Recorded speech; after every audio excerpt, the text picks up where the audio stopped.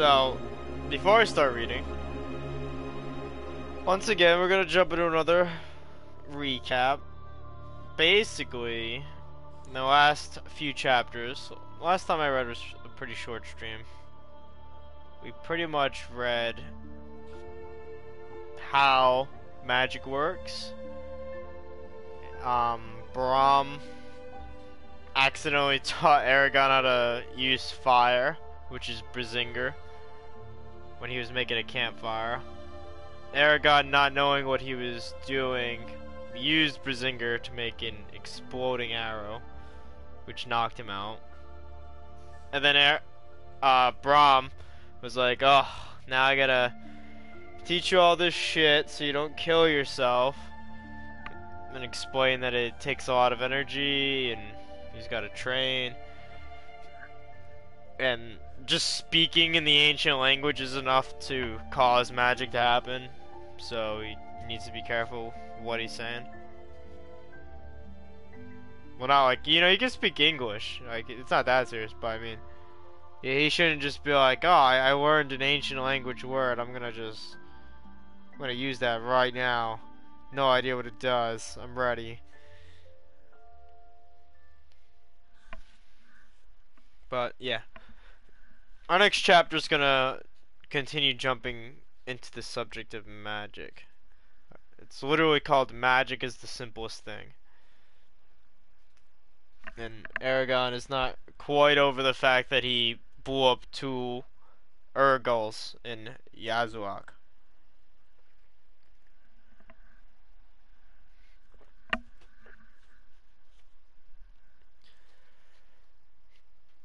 Why do you think those 2 Urgals were still in Yazuak? Asked Eragon, after they had been on the trail for a while. There doesn't seem to be any reason for them to have stayed behind. I suspect they deserted the main group to loot the town. What makes it odd is that, as far as I know, Urgals have gathered in force only 2 or 3 times in history. It's unsettling that they are doing it now. Do you think the Razak caused the attack? I don't know. The best thing we can do is continue away from Yazuak at the fastest pace we can muster. Besides, this is the direction the Razak went. South. Eragon agreed. We still need provisions, however. Is there another town nearby? Braum shook his head. No, but Saphira can hunt for us if we must survive on meat alone. This swath of tree may look small to you, but there are plenty of animals in it. The river is the only source of water for many miles around, so most of the plains animals come here to drink. We won't starve. Eragon remained quiet, satisfied with Braum's answer. As they rode, loud birds darted around them, and the river rushed by peacefully. It was a noisy place, full of life and energy. Eragon asked, how did that Urgal get you? Things are happening so fast. I didn't see. I noticed that the music has stopped again. Very oddly. I wonder if I just... You know, to be completely honest with you, I was trying to murder Ezio there. We're gonna have the Italian police beat him up while I continue reading. Oh, the music started again. Maybe it's just the actual viewpoint that's screwing up the music. I'll just go on top of the roof over here.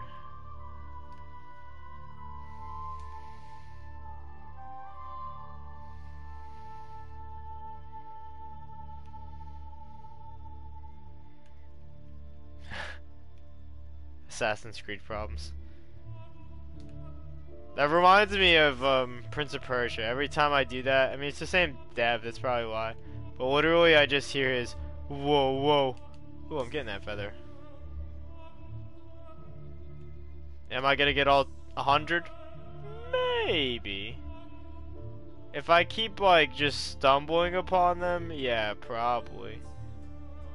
I don't really plan to necessarily.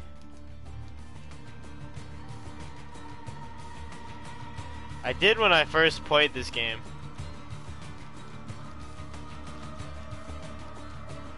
I actually was like really compulsive with this game the first time.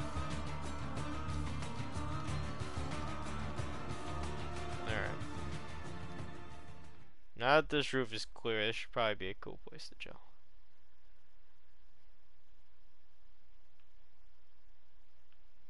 Yeah. Alright. Where's my music? Is this just a Venice problem? They're like, we don't want people idling on the Venetian rooftops.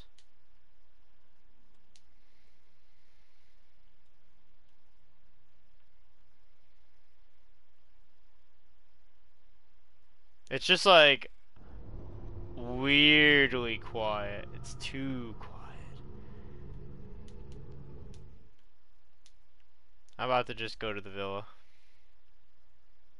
I marked it on my map as if I have a map right now, but it's alright.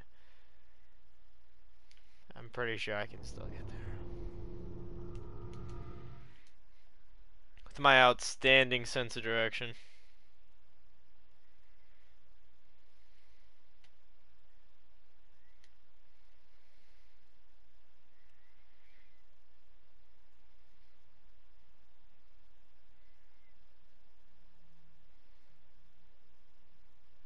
You think that guy in the canoe is judging me? Oh, you sent the link? Gotcha.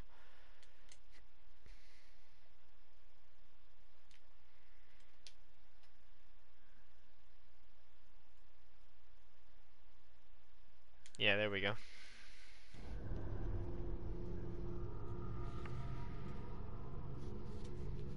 Okay.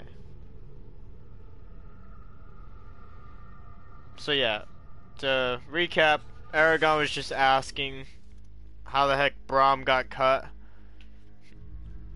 Bad luck, really, grumbled Braum. I was more than a match for him, so he kicked Snowfire. The idiot of a horse reared and threw me off balance. That was all the Urkel needed to give me this gash. He scratched his chin. I suppose you're still wondering about this magic. The fact that you've discovered it presents a thorny problem. Few know it, but every rider could use magic, though with differing strength. They kept the ability secret, even at the height of their power, because it gave them an advantage over their enemies.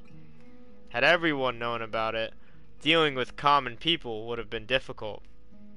Many think the king's magical powers come from the fact that he is a wizard or sorcerer. That is not true. It's because he's a rider. What's the difference? Doesn't the fact that I use magic make me a sorcerer? Not at all. A sorcerer, like a shade, uses spirits to accomplish his will. That is totally different from your power. Nor does that make you an ordinary, run-of-the-mill magician, whose powers come from the aid of spirits or a dragon. And you're certainly not a witch or wizard, who get their power from various potions and spells. Which brings me back to my original point. The problem you've presented. Young riders like yourself were put through a strict regimen designed to strengthen their bodies and increase their mental control. Oh boy. Things that Eragon probably does not have at this point. This continued for many months, occasionally years, until the riders were deemed responsible enough to handle magic. Up until then, not one student was told of his potential power. If one of them discovered magic by accident, he or she was immediately taken away for private tutoring. It was rare for anyone to discover magic on their own. He inclined his head toward Eragon.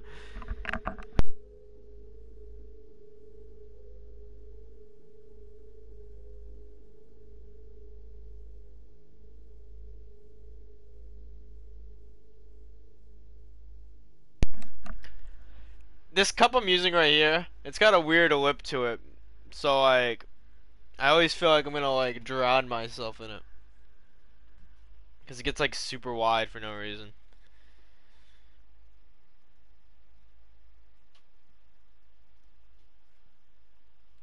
Though they were never put under the same pressure as you were.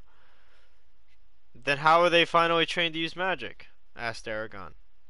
I don't see how you could teach it to anyone. If you had tried to explain it to me 2 days ago, it wouldn't have made any sense. The students were presented with a series of pointless exercises designed to frustrate them. For example, they were instructed to move piles of stones using only their feet, fill ever draining tubs full of water, and other impossibilities. After a time, they would get infuriated enough to use magic. Most of the time, it succeeded. Well, that's interesting. So there you had it. If you want to discover your magic ability, you just need to do things that are going to frustrate you until you magically accomplish them. That's the logic here. What this means, Brahm continued, is that you will be disadvantaged if you ever meet an enemy who has received this kind of training. There is still some alive who are that old. The king for one. Not to mention the elves. Any of those could tear you apart with ease. What can I do then? There isn't time for formal instruction, but we can do much while we travel, said Brahm. I know many techniques you can practice that will give you strength and control, but you cannot gain the discipline the riders had overnight. You, he looked at Eragon humorously, will have to amass it on the run. It'll be hard in the beginning, but the reward will be great. It may please you to know that no rider your age ever used magic the way you did yesterday with those two Urgles. Eragon smiled at the praise. Thank you. Does this language have a name? Brahm laughed. Yes, but no one knows it.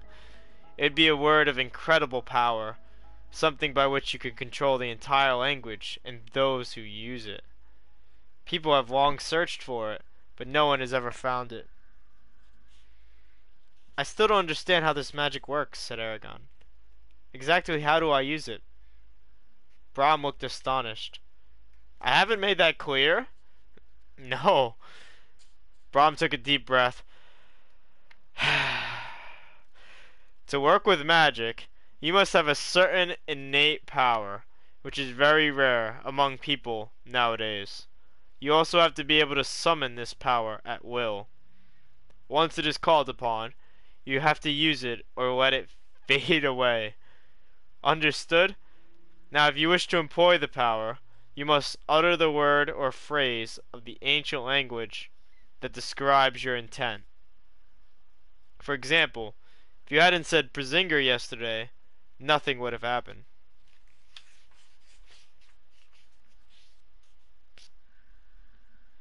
So I'm limited by my knowledge of this language? Exactly, crowed Brahm. Also, while speaking it, it's impossible to practice deceit. Interesting. Eragon shook his head. That can't be. People always lie. The sounds of the ancient words can't stop them from doing that. Brahm cocked an eyebrow and said, Frithblaka echo wioknata niataina ona blaka iom yet Holy shit. It's only the second spell and it's already like 2 lines long. That's ridiculous. A bird suddenly flitted from a branch and landed on his hand. It trilled lightly and looked at them with beady eyes. After a moment he said, Ithra, and it fluttered away. How did you do that? Eragon asked in wonder. Eragon is not the brightest, unfortunately. There are definitely going to be easier people in the world to teach magic than Eragon. I promised not to harm him. He may not have known exactly what I meant, but in the language of power, the meaning of my words was evident. The bird trusted me because he knows what all animals do, that those who speak in that tongue are bound by their word. And the elves speak this language? Yes. So they never lie. Not quite, admitted Brahm. They maintain that they don't, and in a way it's true, but they have perfected the art of saying one thing and meaning another. You never know exactly what their intent is, or if you have fathomed it correctly. Many times, they only reveal part of the truth and withhold the rest. It takes a refined and subtle mind to deal with their culture. Eragon considered that. What do personal names mean in this language? Do they give power over people? Brahm's eyes brightened with approval. Yes, they do. Those who speak their language have two names. The first is for everyday use and has little authority. The second is their true name and is shared with only a few trusted people. There was a time when no one conceals his true name, but this age is not as kind. Whoever knows your true name gains enormous power over you. It's like putting your life in another person's hands. Everyone has a hidden name, but few know what it is. Hey Best, hope you're doing well, buddy. We're just getting lessons on how magic works from Brahm. Great time to drop in. Nothing too much has happened. That's pretty much how I can summarize the last 10 minutes. Just magic know-how. It'll all be coming up more later on for sure. Eragon just finding out that you have like a social security number in the magic world. There's basically like an official name for everybody, and you can use it to like control them to like a spiritual level.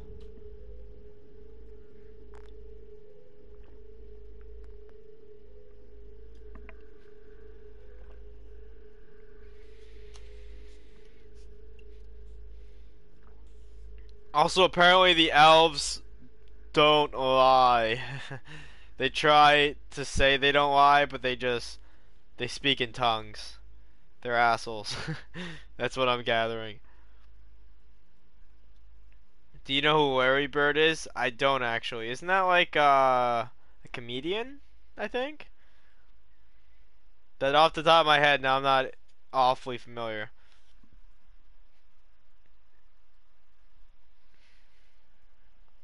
How do you find your true name? Asked Eragon.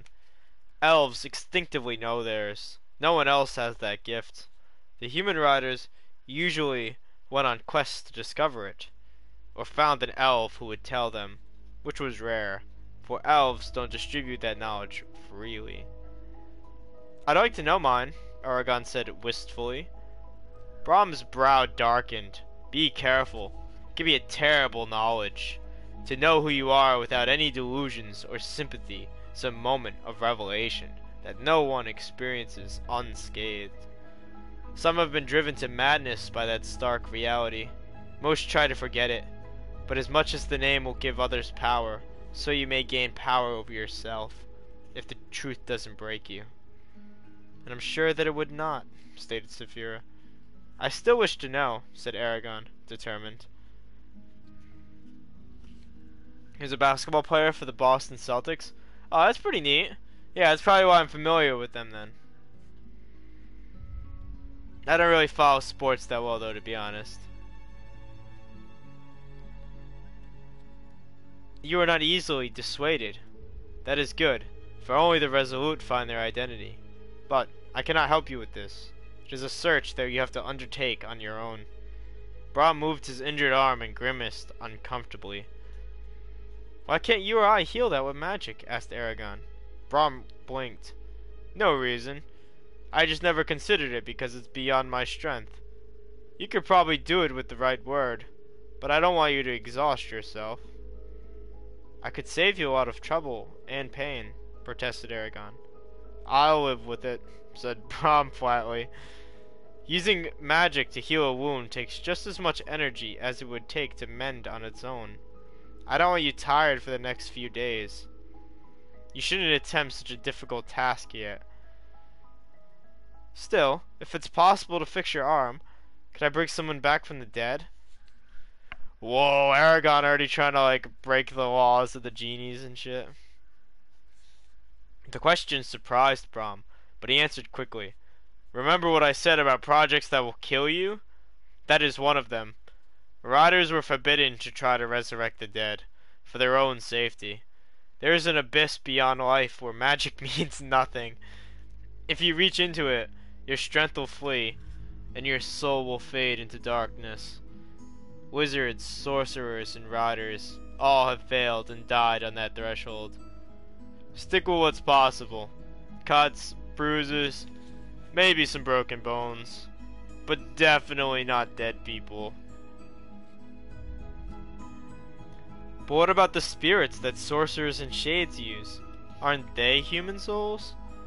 No. And we have precious little idea where they come from. Eragon frowned. This is a lot more complicated than I thought. Exactly, said Brahm. And if you don't understand what you're doing, you'll try something too big and die. He twisted it in his saddle and swooped down, grabbing a handful of pebbles from the ground. With effort, he righted himself, then discarded all but one of the rocks. See this pebble? Yes. Take it. Eragon did, and stared at the unremarkable lump. It was dull, black, smooth, and as large as the end of his thumb. There were countless stones like it on the trail. This is your training. Eragon looked back at him, confused. I don't understand. Of course you don't, said Brahm impatiently. That's why I'm teaching you, and not the other way around. Now stop talking or we'll never get anywhere. What I want you to do is lift the rock off your palm and hold it in the air for as long as you can. These are Stenriza. Say them. Stenriza. Good. Go ahead and try. Eragon focused sourly on the pebble, searching his mind for any hint of the energy that had burned in him the day before. The stone remained motionless as he stared at it, sweating and frustrated. How am I supposed to do this? Finally he crossed his arms and snapped. This is impossible. No, said Brahm gruffly. I'll say when it's impossible or not. Fight for it. Don't give in this easily. Try again. Frowning, Eragon closed his eyes, setting aside all distracting thoughts. He took a deep breath and reached into the farthest corners of his consciousness, trying to find where his power resided. Searching, he found only thoughts and memories, until he felt something different, a small bump that was a part of him, and yet not of him. Excited, he dug into it, seeking what it hid. He felt resistance, like a barrier in his mind, but he knew that the power lay on the other side. He tried to breach it, but it held firm. Growing angry, Eragon drove into the barrier, ramming against it with all of his might, until it shattered like a pane of glass, flooding his mind with light. Stenriza, he gasped. The pebble wobbled into the air over his faintly glowing palm. He struggled to keep it floating, but the power slipped away and faded back. The pebble dropped to his hand with a plop, and his palm returned to normal. He felt a little tired, but grinned from his success. Not bad for your first time, said Brahm. Why does my hand do that? It's like a little lantern. No one's sure, Brahm admitted. The riders always preferred to channel their power through whichever hand bore the Gedway Ignatia. You can use your other palm, but it isn't as easy. He looked at Eragon for a minute. I'll buy you some gloves at the next town, if it isn't gutted. You hide the mark pretty well in your own, but we don't want anyone to see it by accident. Besides, there may be times where you won't want the glow to alert an enemy. Do you have a mark of your own? No. Only riders have them, said Brahm. Also, you should know that magic is affected by distance, just like an arrow or a spear. If you try to lift or move something a mile away, it'll take more energy than if you were closer. So if you see enemies racing after you from a league away, let them approach before using magic. Now, back to work. Try to lift the pebble again. So it probably doesn't help that Eragon's first magic spell, he was like, exploding arrow. Like, let me just almost kill myself right now at the start of my series. Try to lift the pebble again. Again? Asked Eragon weakly, thinking of the effort it had taken him. Yes, and this time be quicker about it. They continued the exercises throughout most of the day. When Eragon finally stopped, he was tired and ill-tempered. In those hours, he had come to hate the pebble and everything about it. He started to throw it away, but Brahm said, "Don't. Keep it." Eragon glared at him, then reluctantly tucked the stone into a pocket. "We're not done yet," warned Brahm, "so don't get comfortable." He pointed at a small plant. "This is called the Alois." From there on, he instructed Eragon in the ancient language, giving him words to memorize, from Vonder, a stick, to the morning star, a dale. That evening, they sparred around the fire. Though Brahm fought with his left hand, his skill was undiminished. The days followed the same pattern. First, Eragon struggled to learn the ancient language and to move a pebble. Then in the evening he trained against Brahm with fake swords. Eragon was in constant discomfort, but he gradually began to change, almost without noticing. Soon the pebble no longer wobbled when he lifted it. He mastered the first exercises Brahm gave him and undertook harder ones. And his knowledge of the ancient language grew. In their sparring, Eragon gained confidence and speed, striking like a snake. His blows became heavier, and his arm no longer trembled when he warded off attacks. The clashes lasted longer as he learned to fend off Brahm. Now when they went to sleep, Eragon was not the only one with bruises. Saphira continued to grow as well, but more slowly than before. Her extended flights along with periodic hunts kept her fit and healthy. She was taller than the horses now. She wasn't taller than a horse yet? It's kind of weird to think of a dragon that small. Like dog-sized. Because of her size and the way her scales sparkled, she was altogether too visible. Brahm and Eragon worried about it, but they could not convince her to allow dirt to obscure her scintillating hide. Of course not. Are you kidding me? Rub dirt on your dragon, yeah, right. Good luck with that. They continued south, tracking the Razak. It frustrated Eragon that no matter how fast they went, the Razak always stayed a few days ahead of them. At times he was ready to give up, but then they would find some mark or print that renewed his hope. There was no sign of habitation along the Niner, or in the plains, leaving the three companions undisturbed as the days slipped by. Finally, they neared Deret, the first village since Yazuak. The night before they reached the village, Eragon's dreams were especially vivid. He saw Garrow and Roran at home, sitting in the destroyed kitchen. They asked him for help rebuilding the farm, but he only shook his head with a pang of longing in his heart. "I'm tracking your killers," he whispered to his uncle. Garrow looked at him, asking and demanded, "Do I look dead to you?" "I can't help you," said Eragon softly, feeling tears in his eyes. There was a sudden roar, and Garrow transformed into the Razak. "Then die," they hissed, and leaped at Eragon.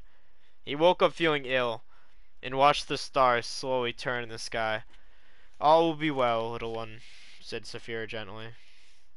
Okay, so now we're going to Daret. Sounds like a really weird town. I don't know. It's right next to the Niner River. Some funky names going on here.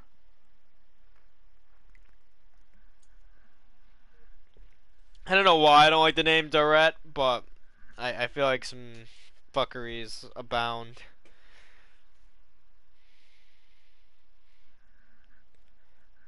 Daret was on the banks of the Niner River, as it had to be to survive. The village was small and wild looking, without any sign of inhabitants. Well, there you go. Yeah, it's not looking pretty here already. Eragon and Brahm approached it with great caution. Saphira hid close to the town this time. If trouble arose, she'd be at their side within seconds. They rode into Daret, striving to be silent. Brahm gripped his sword with his good hand, eyes flashing everywhere. What a time for the music to creep back in. Eragon kept his bow partially drawn as they passed between the silent houses, glancing at each other with apprehension. "This doesn't look good," commented Eragon to Saphira. She did not answer, but he felt her prepare to rush after them. He looked at the ground and was reassured to see the fresh footprints of children.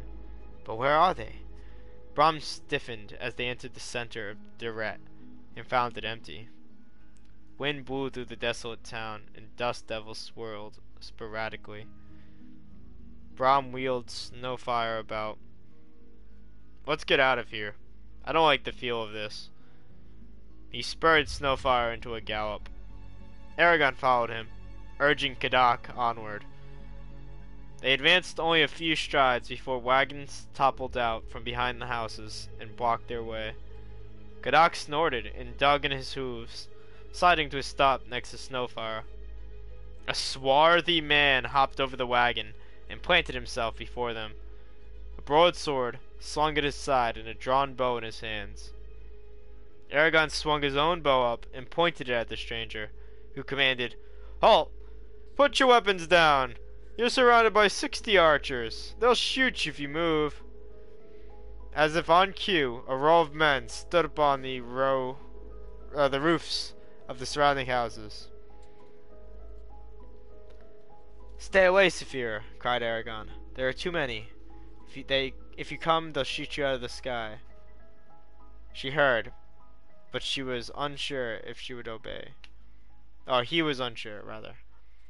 He prepared to use magic. "I'll have to stop the arrows before they hit me or Brom." "What do you want?" asked Brom calmly. "Why have you come here?" demanded the man. "To buy supplies and hear the news. Nothing more." "We're on the way to my cousin's house in Leona." "You're armed pretty heavily." "So are you," said Brom. "These are dangerous times." "True." The man looked at them carefully. "I don't think you mean us ill, but we've had too many encounters with Urgles and bandits for me to trust you only on your word." "If it doesn't matter what we say, what happens now?" countered Brom. The men on top of the houses had not moved. By their very stillness, Eragon was sure that they were either highly disciplined or frightened for their lives. He hoped it was the latter. "You say that you only want supplies. Would you agree to stay here while we bring you what you need, then pay us and leave immediately?" "Yes." "All right," said the man, lowering his bow, though he kept it ready. He waved to one of the archers, who slid to the ground and ran over. "Tell him what you want." Brom cited a short list and then added, "Also, if you have a spare pair of gloves that would fit my nephew, I'd like to buy those as well."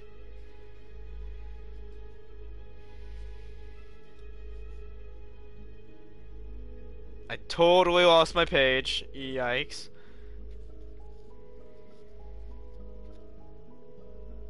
Oh, there it is. The archer nodded and ran off. "The name's Trevor," said the man standing in front of them. "Normally, I'd shake your hand, but under the circumstances, I think I'll keep my distance. Tell me, where are you from?" "North," said Brom. "But we haven't lived in any place long enough to call it home." "Have Urgles forced you to take these measures?" "Yes, and worse fiends. Do you have any news from other towns? We've received word from them rarely, but there have been reports that they are also beleaguered." Brom turned grave. "I wish it wasn't our lot to bring you these tidings. Nearly a fortnight ago, we passed through Yazuak and found it pillaged. The villagers had been slaughtered and piled together. We would have tried to get them a decent burial, but 2 Urgles attacked us." Shocked, Trevor stepped back and looked down with tears in his eyes. "Alas, this is indeed a dark day. Still, I don't see how 2 Urgles could have defeated all of Yazuak. The people there were good fighters. Some were my friends." "There were signs that a band of Urgles had ravaged the town," stated Brom. "I think the ones we encountered were deserters." "How large was the company?" Brom fiddled with his saddlebags. "Large enough to wipe out Yazuak, but small enough to go unnoticed in the country. I'd say no more than 100, and no less than 50. Brom is apparently a master at just eyeballing armies. He's like, I didn't see anybody, but there was definitely at least 50.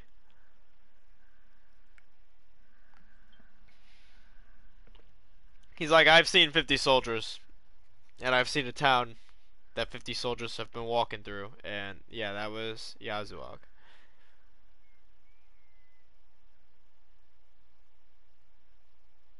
If I'm not mistaken, either number would prove fatal. But yeah, that's a fair point. Trevor warily agreed. You should consider leaving, Brahm continued. This area has become far too perilous for anyone to live in peace. I know, but the people here refuse to consider moving. This is their home, as well as mine, though I have only been here a couple of years, and they place its worth above their own lives. Trevor looked at him seriously. We have repulsed individual Urkels, and that has given the townspeople a confidence far beyond their abilities. I fear that we will all wake up one morning with our throats slashed. The archer hurried out of a house with a pile of goods in his arms. He sat there next to the horses, and Brahm paid him. As the man left, Brahm asked, Why did you choose to defend Darrett?" Trevor shrugged. "I was in the king's army for some years." Brahm dug through the items, handed Eragon a pair of gloves, and packed the rest of the supplies in the saddlebag. Eragon put the gloves on, being careful to keep his palm facing down, and flexed his hands. The leather felt good and strong, though it was scarred from use. "Well," said Brahm, "as I promised, we're going now." Trevor nodded. "When you enter Draceliona, would you do us this favor? Alert the Empire to our plight, and that of the other towns. If word of this hasn't reached the king by now, it's cause for worry. And if it has, but he hasn't chosen to do nothing, then this is also cause for worry. We will carry your message. May your may your swords stay sharp," said Brahm. "And yours." The wagons were pulled out of their way, and they rode from Darret into the trees along the Ninor River. Eragon sent his thoughts to Saphira. "We're on our way back. Everything turned out alright." Her only response was simmering anger. "I wonder why." Brahm pulled at his beard. "The Empire is in worse condition than I had imagined. When the traders visited Carvajal, they brought reports of unrest, but I never believed that it was this widespread. With all these Erdgals around, it seems that the Empire itself is under attack. Yet no troops or soldiers have been sent out. It's as if the king doesn't care to defend his domain." "It is strange," agreed Eragon. Brahm ducked his head under a low-hanging branch. "Did you use any of your powers while we were in Darret?" "There was no reason to." "Wrong," corrected Brahm. "You could have sensed Trevor's intentions. Even with my limited abilities, I was able to do that. The villagers had been bent on killing us. I wouldn't have just sat there. However, I felt there was a reasonable chance of talking our way out, which is what I did." "How could I know what Trevor was thinking? Am I supposed to be able to see into people's minds?" "Come now," chided Brahm. "You should know the answer to that. You could have discovered Trevor's purpose in the same way that you communicate with Kadak or Saphira. The minds of men are not so different from a dragon or horses. It's a simple thing to do, but it's a power you must use sparingly and with great caution. A person's mind is his last sanctuary. You must never violate it unless circumstances force you to." The riders had very strict rules regarding this. If they were broken without due cause, the punishment was severe. "And you can do this even though you aren't a rider?" asked Eragon. "As I said before, with the right instruction, anyone can talk with their mind, but with differing amounts of success. Whether it's magic, though, is hard to tell. Magical abilities will certainly trigger the talent, or becoming linked with a dragon, but I've known plenty of people who've learned it on their own. Think about it. You can communicate with any sentient being, though the contact may not be very clear. You could spend the entire day listening to a bird's thoughts or understanding how an earthworm feels during a rainstorm. The uses for magic that nobody thinks about. I'm gonna get in touch with the earthworms. I've never found birds very interesting. I suggest starting with a cat. They have unusual personalities. Eragon twisted Kadok's reins in his hands, considering the implications of what Brahm said. But what if I can get into someone's head? Doesn't that mean that others can do the same to me? How do I know if someone's prying in my mind? Is there a way to stop that? How do I know if Brahm can tell what I'm thinking right now? Why, yes. Hasn't Saphira ever blocked you from her mind? Occasionally, admitted Eragon. When she took me into the spine, I couldn't talk to her at all. It wasn't that she was ignoring me. I don't think she could even hear me. There were walls around her mind that I couldn't get through. Brahm worked on his bandage for a moment, shifting it higher on his arm. Only a few people can tell if someone is in their mind, and, of those, only a handful could stop you from entering. It's a matter of training, and of how you think. Because of your magical power, you always know if someone is in your mind. Once you do, blocking them is a simple matter of concentrating on one thing, the exclusion of all else. For instance, if you only think about a brick wall, that's all the enemy will find in your mind. However, it takes a huge amount of energy and discipline to block someone for any length of time. If you're distracted by even the slightest thing, your wall will waver, and your opponent will slip in through the weakness. How can I learn to do this? Asked Eragon. There is only one thing for it. Practice. Practice, and yet more practice. Picture something in your mind, and hold it there to the exclusion of all else for as long as you can. This is a very advanced ability. Only a handful ever master it. I don't need perfection, just safety. If I can get into someone's mind, can I change how he thinks? Every time I learn something new about magic, I grow more wary. When they reached Saphira, she startled them by thrusting her head. The horse backstepped nervously. Saphira looked Eragon over carefully and gave a low hiss. Her eyes were very flinty. Eragon threw a concerned look at Brahm. He had never seen Saphira this angry, then asked, "What's wrong?" "You," she growled. "You are the problem." Eragon frowned and got off Kadok. As soon as his feet touched the ground, Saphira swept his legs out from under him with her tail and pinned him with her talons. "What are you doing?" he yelled. He struggled to get up, but she was too strong. Saphira swung her head over Eragon to their eye to eye. "You! Every time you leave my sight, you get into trouble. You're like a new hatchling, sticking your nose into everything. And what happens when you stick it into something that bites back? How will you survive then? I cannot help you when I'm miles away. I've stayed hidden so that no one will see me, but no longer. Not only when it cost you your life. I can understand why you're upset," said Eragon. I think I skipped a page. Whoops! Sticking together on me. "But I'm much older than you and can take care of myself. If anything, you're the one that needs to be protected." She snarled and snapped her teeth by his ear. "Do you really believe that?" she asked. "Tomorrow, you will ride me, not that pitiful deer animal you call a horse, or else I will carry you in my claws. Are you a dragon rider or not? Don't you care for me?" The question burned at Eragon, and he dropped his gaze. He knew she was right, but he was scared of riding her. Their fights had been the most painful ordeal he had ever endured. "Well?" demanded Brahm. "She wants me to ride her tomorrow," said Eragon lamely. Brahm considered it with twinkling eyes. "Well, you have the saddle. I suppose that if you two stay out of sight, it won't be a problem."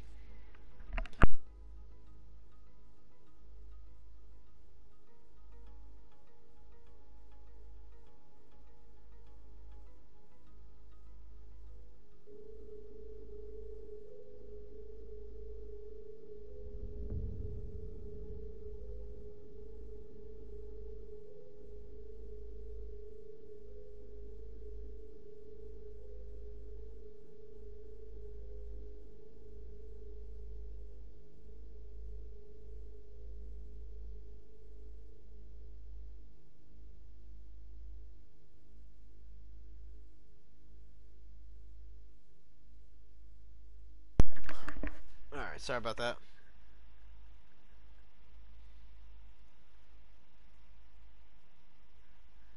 Saphira switched her gaze to him, then returned it to Eragon. But what if you're attacked or there's an accident? I won't be able to get there in time, and Saphira pressed harder on his chest, stopping his words. Exactly my point, little one. Brahm seemed to hide a smile. It's worth the risk. You need to learn how to fly her anyway. Think about it this way. With you flying ahead and looking at the ground, you'll be able to spot any traps, ambushes, or other unwelcome surprises. Eragon looked back at Saphira and said, Okay, I'll do it. But let me up. Give me your word. Is that really necessary? He demanded. She blinked. Very well. I give you my word that I will fly with you tomorrow. Satisfied? I am content. Saphira let him up, and with a push of her legs, took off. A small shiver ran through Eragon as he watched her twist through the air. Grumbling, he returned to Kadak and followed Brahm. It was nearly sundown when they made camp. As usual, Eragon dueled with Brahm before dinner. In the midst of the fight, Eragon delivered such a powerful blow that he snapped both of their sticks. The pieces whistled into the darkness in a cloud of splintered fragments. Brahm tossed the remainder of his stick into the fire and said, We're done with these. Throw yours in as well. You have learned well, but we've gone as far as we can with branches. There's nothing more for you to gain from them. It's time for you to learn to use a blade. He removed Zarok from Eragon's bag and gave it to him. We'll cut each other the ribbons, protested Eragon. Not so. Again, you forget magic, said Brahm. He held up his sword and turned it so that firelight glinted off the edge. Put a finger on either side of the blade and focused intensely, deepening the lines on his forehead. For a moment, nothing happened. Then he uttered, Gialath du Nifr, and a small red spark jumped between his fingers. As it flickered back and forth, he ran his fingers down the length of the sword. Then he twirled it and did the same thing on the other side. Spark vanished the moment his fingers left the metal. Brahm held his hand out, palm up, and slashed it with the sword. Eragon jumped forward, but was too slow to stop him. He was astonished when Brahm raised his hand, unharmed, with a smile. What did you do? Asked Eragon. Feel the edge, said Brahm. Eragon touched it and felt an invisible surface under his fingers. Now do the same on Zarok, instructed Brahm. Your block will be a bit different than mine, but it should accomplish the same thing. He told Eragon how to pronounce the words and coached him through the process. It took Eragon a few tries, but he soon had Zarok's edge protected. Confident, he took his fighting stance. Before they started, Brahm admonished, These swords won't cut us, but they can still break bones. I prefer to avoid that, so don't flail around like you normally do. A blow to the neck could prove fatal. Eragon nodded, then struck without warning. Sparks flew off his blade, and the clash of metal filled their campsite. As Brahm parried, the sword felt slow and heavy to Eragon after fighting with sticks for so long. Unable to move Zarok fast enough, he received a sharp rap on his knee. They both had large welts in it when they were done. Eragon more so than Brahm. He marveled that Zarok had not been scratched or dented by the vigorous pounding it had received. Alright. I'm going to take a brief break, run to the restroom, and then we're going to continue with Through a Dragon's Eye. Exciting. Page 161.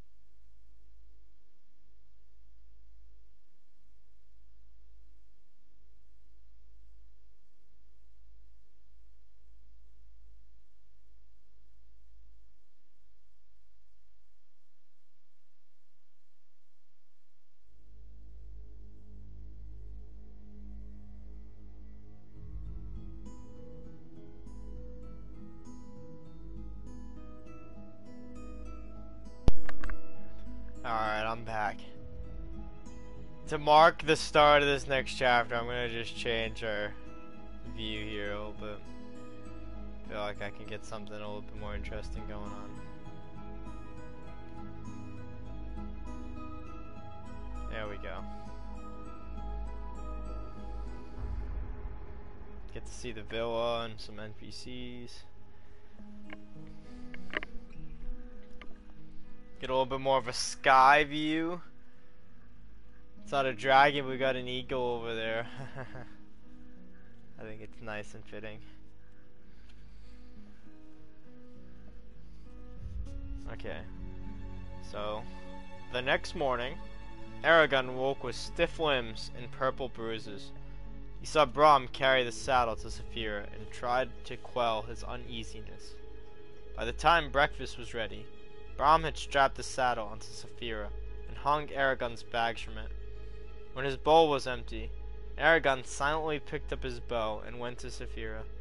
Brahm said, "Now, remember grip with your knees, guide her with your thoughts, and stay as flat as you can on her back. Nothing will go wrong if you don't panic."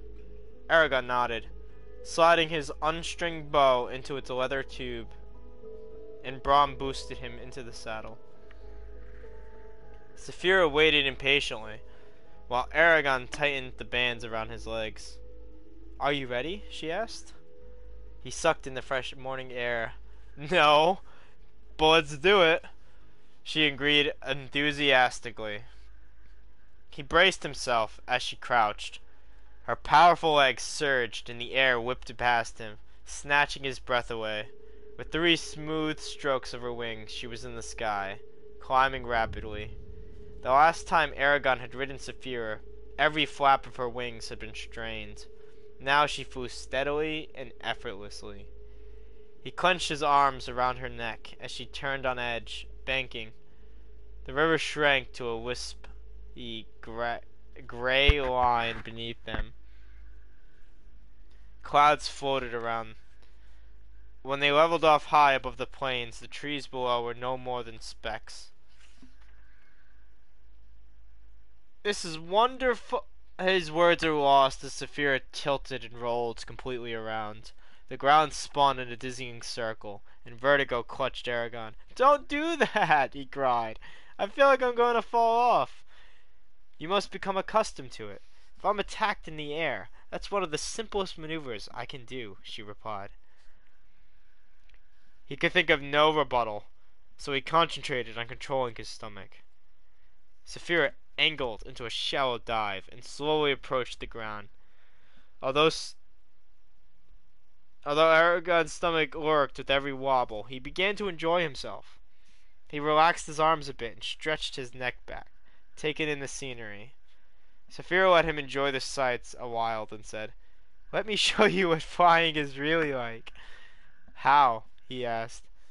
"Relax and do not be afraid," she said. Her mind tugged at his, pulling him away from his body. Eragon fought for a moment, then surrendered control.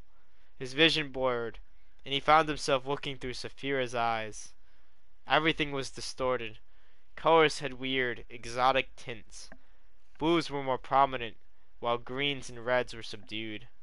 Eragon tried to turn his head and body, but could not. He felt like a ghost who had slipped out of the ether. Pure joy radiated from Saphira as she climbed into the sky. She loved this freedom to go anywhere. When they were high above the ground, she looked back at Eragon. He saw himself as she did, hanging on to her with a blank look. He could feel her body strain against the air, using updrafts to rise. All her muscles were like his own. He felt her tail swinging through the air like a giant rudder to correct her course. It surprised him how much she depended on it. Then, their connection grew stronger until there was no distinction between their identity. They clasped their wings together and dived straight down, like a spear thrown from up high. No terror of falling touched Eragon, engulfed as he was in Saphira's exhilaration. The air rushed past their face, their tail whipped in the air, and their joined minds reveled in the experience.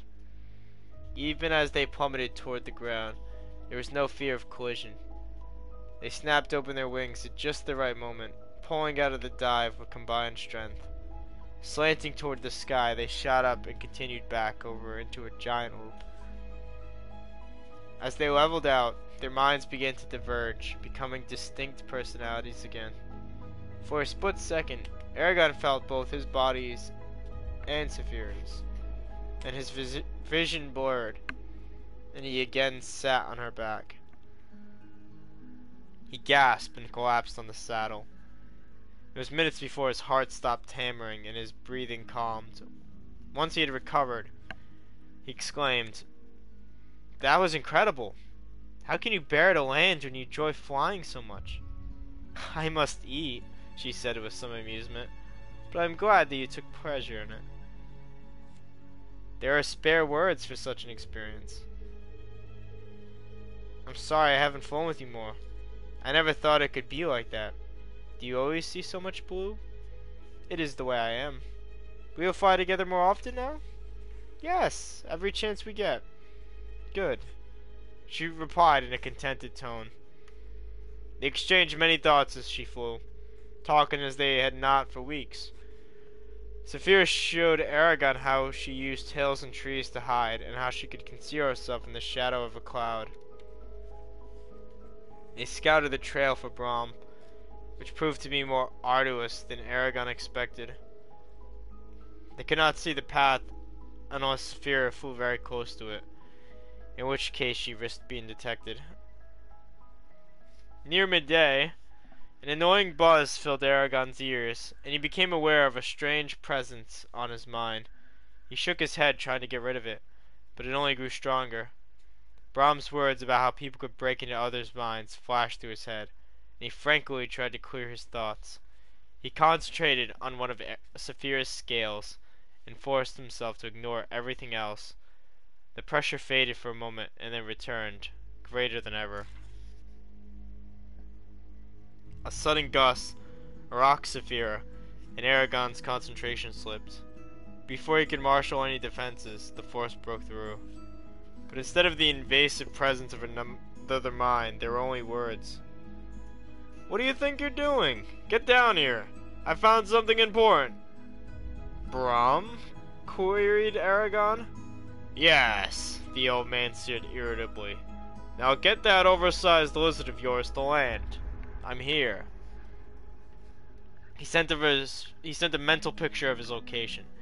Eragon quickly told Saphira where to go, and she banked towards the river below. Meanwhile, he strung his bow and drew several arrows. "If there's trouble, I'll be ready for it." "As will I," said Saphira. When they reached Brahm, Eragon saw him standing in a clearing waving his arms. Saphira landed, and Eragon jumped off her and looked for danger. The horses were tied to a tree on the edge of the clearing, but otherwise, Brahm was alone.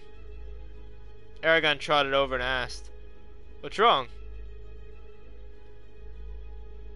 Brahm scratched his chin and muttered a string of curses. "Don't ever block me out like that again. It's hard enough for me to reach you without having to fight to make myself heard." "Sorry," he snorted. "I was farther down the river when I noticed that the Razak's tracks had ceased. I backtracked until I found where they had disappeared. Look at the ground and tell me what you see." Eragon knelt and examined the dirt, and found a confusion of impressions that were difficult to decipher.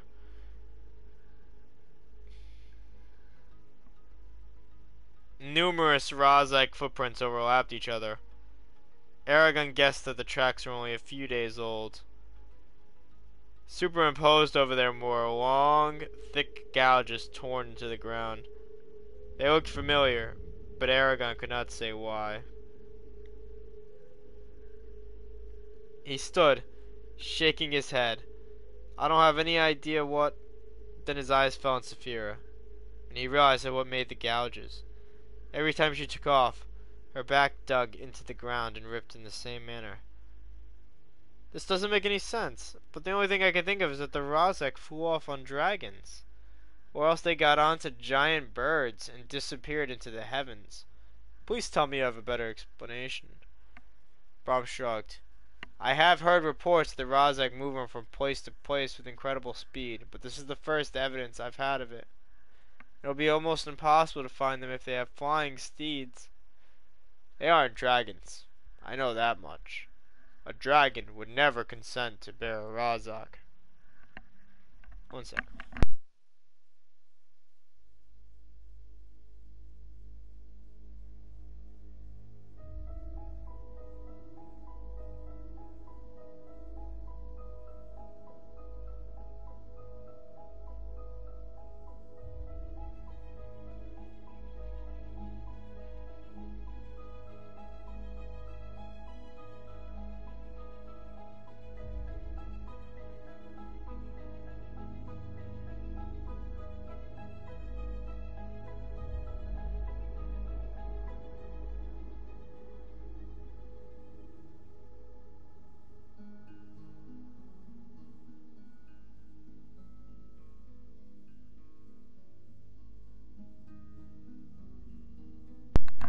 Sorry about that. Just clearing the old nose.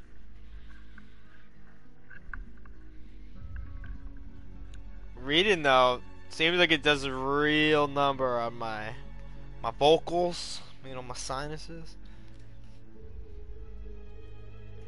Working out the old windpipes.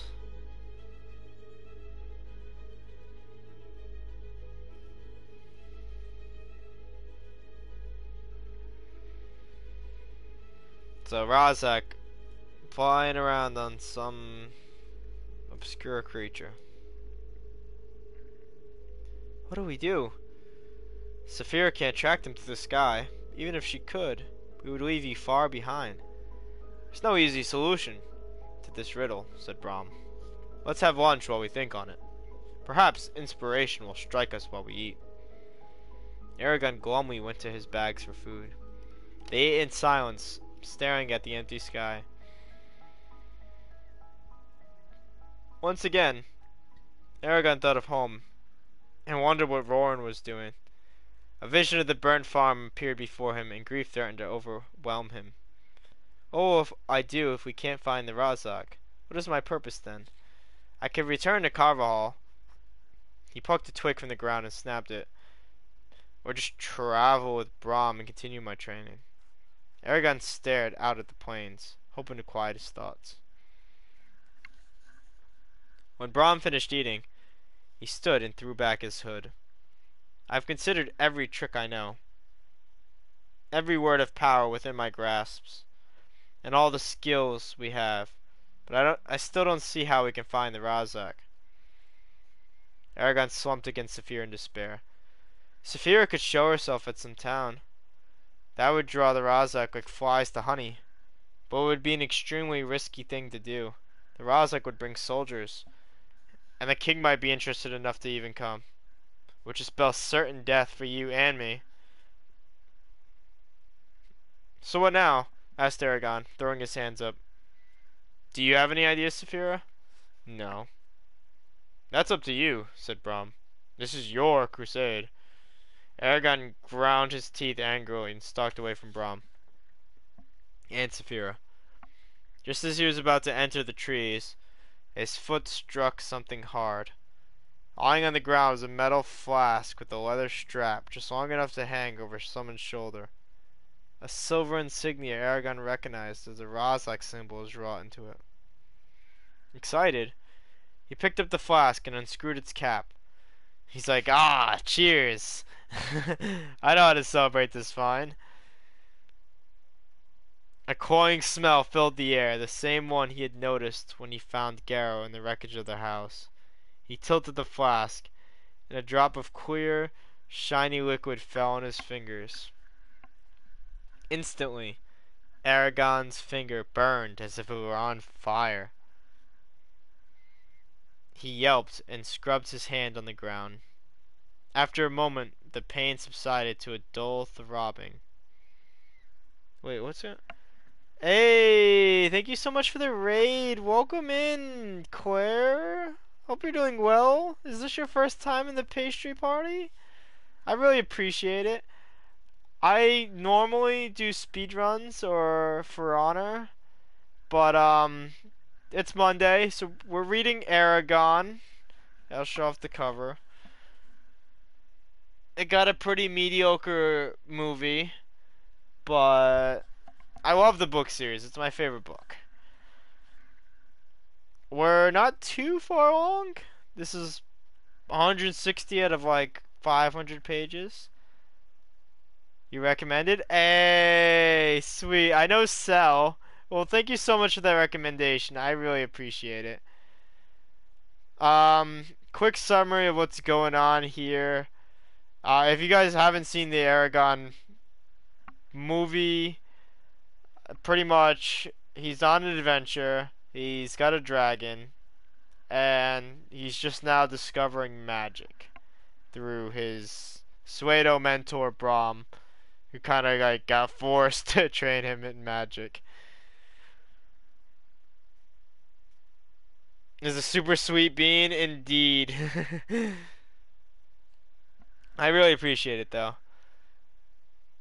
I am actually gonna play Assassin's Creed tomorrow. I'm gonna continue with Assassin's Brotherhood. I came on here because it does occasionally play music. I don't know why it like stops. I don't know. It's very weird. I'm gonna have to find a different game for ambience.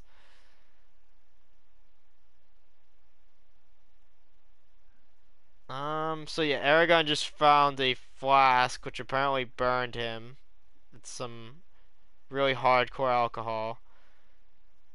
Grimacing, he jogged back to Brahm. Look what I found. Brahm took the flask and examined it. Oh, there it is. Then poured a bit of the liquid into the cap. Eragon started to warn him. Watch out, it'll burn. My skin. I know, said Brahm. And I suppose you went ahead and poured it all over your hand. Your finger? Well, at least you showed enough sense not to drink it. Only a puddle would have been left of you. Oh, wow. Okay, then. What is it? Asked Eragon. Oil from the petals of the scyther plant, which grows on a small island in the frigid northern sea. In its natural state, the oil is used for preserving pearl. It makes them lustrous and strong. But when specific words are spoken over the oil, along with a blood sacrifice, it gains the property to eat flesh. That alone wouldn't make it special. There are plenty of acids that can dissolve bone, except for the fact that it leaves everything else untouched. Oh, you can dip anything into the oil and pull it out unharmed, unless it was part of an animal or a human. Interesting. So I guess this is for like if you want to like yoink somebody's necklace or something. It's pretty malicious stuff. This has made it a weapon of choice for torture and assassination. It can be stored in wood, slathered on a spear, or dripped onto sheets. There are a myriad of uses for it, limited only by ingenuity. Any injury by it is slow to heal. It's rather rare and expensive, especially in this form. Eragon remembered the terrible burns that had covered Garrow. That's what they used on him, he realized with horror. I wonder why the Razak left it behind if it's so valuable. It must have slipped off when they flew away. But why didn't they come back for it? I doubt that the king will be pleased that they lost it. No, he won't, said Brahm. But even he would be more displeased if they delayed bringing him news of you. In fact, if the Razak had reached him by now, you can be sure that the king has learned your name, and that means we'll have to be much more careful when we go into towns. There'll be notices and alerts about you throughout the Empire. Eragon paused to think. This oil, how rare is it exactly? Like diamonds in a pig trough. Unbelievable. I love Brahm. Full disclosure, Brahm's probably my favorite character. If not Saphira, the dragon.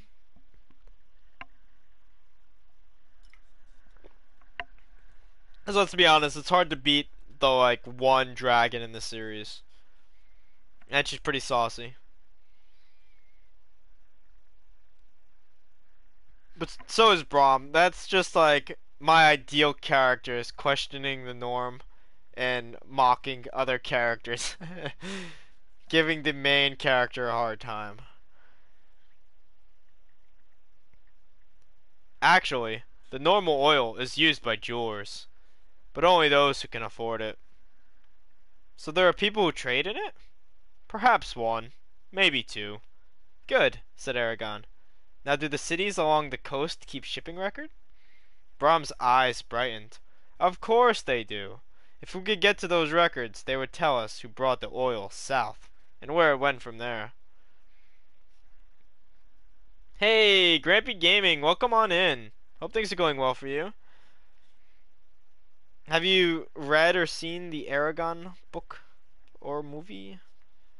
Obviously, you can only. I mean, you could see the book, and I guess you could read the movie through subtitles, so that works both ways.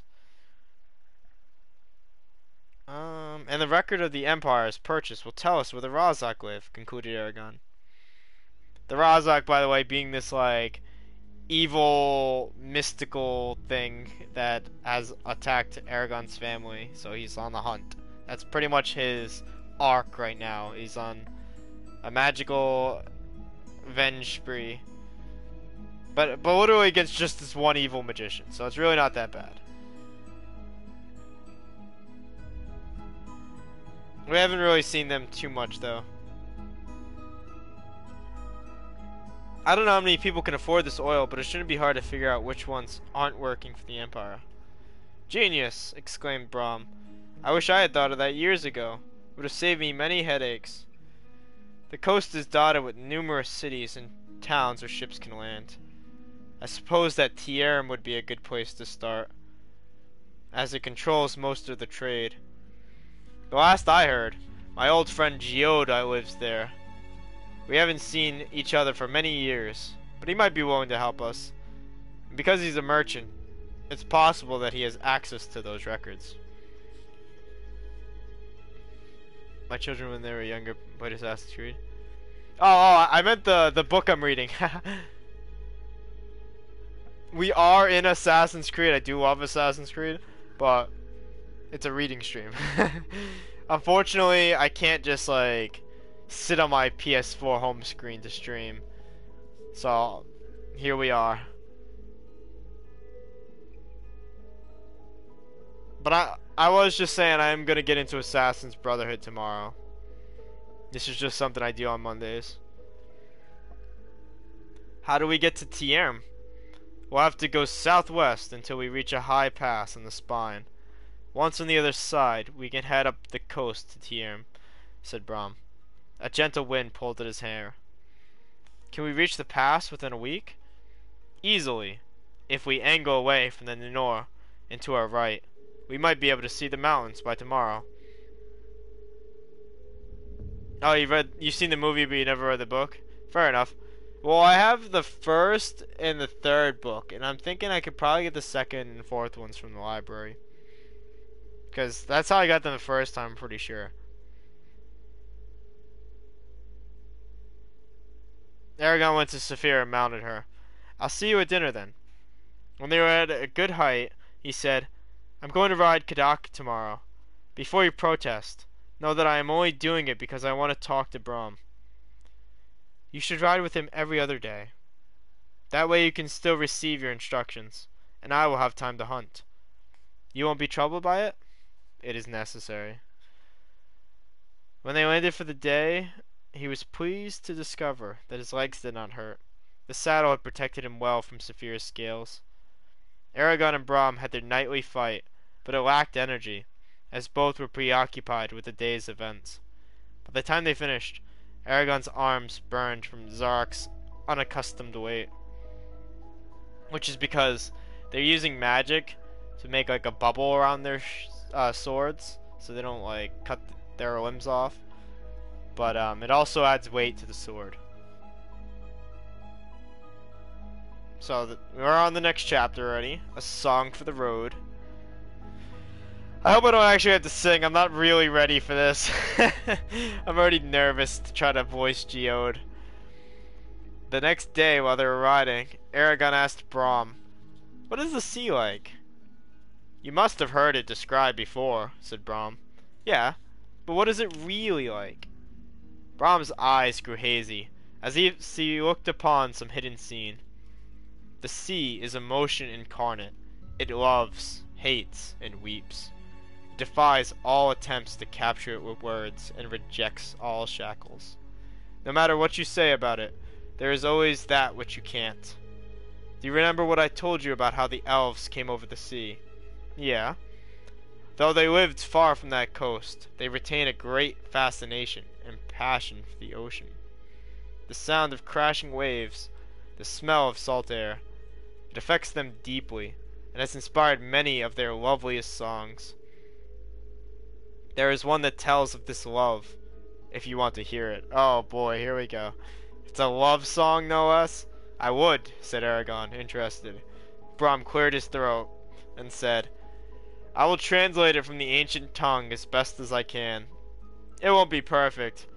Perhaps it will give you some idea of how the original sounds." He pulled Snowfire to a stop and closed his eyes. He was silent for a while, then chanted softly, "O liquid temptress, near the azure sky, your gilded expanse calls me, calls me. For I would sail ever on, were it not for the elven maid who calls me, calls me. She binds my heart with a lily-white tie, never to be broken, save by the sea, ever to be torn twixt the trees and the waves."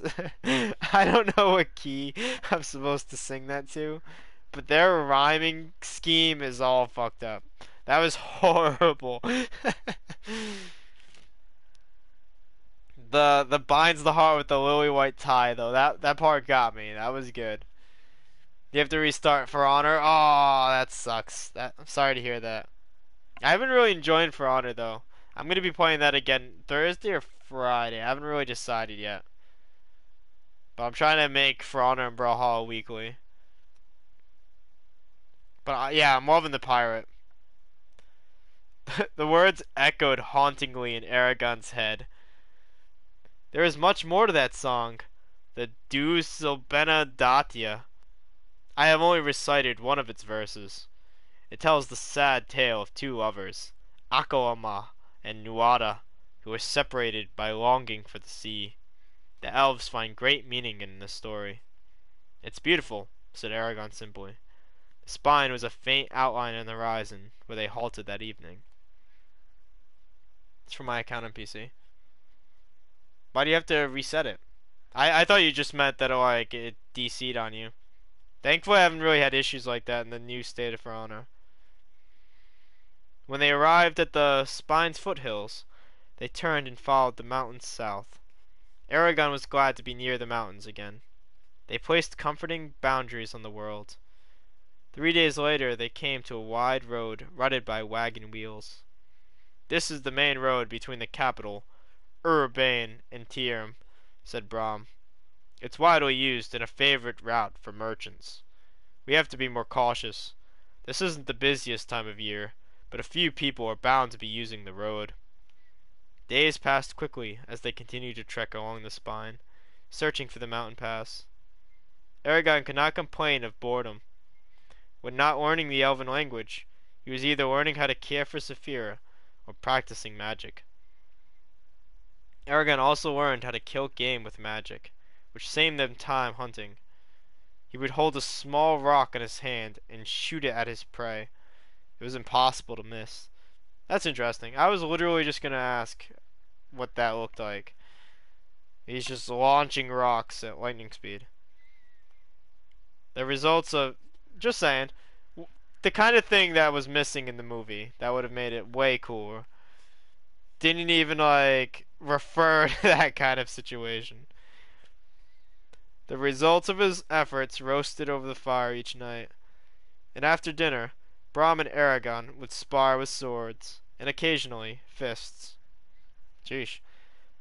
I wonder if they can just use the magic that's like numbing their swords on their fists so they can punch each other without like I don't know if that would affect anything because it's just making the sword blunt.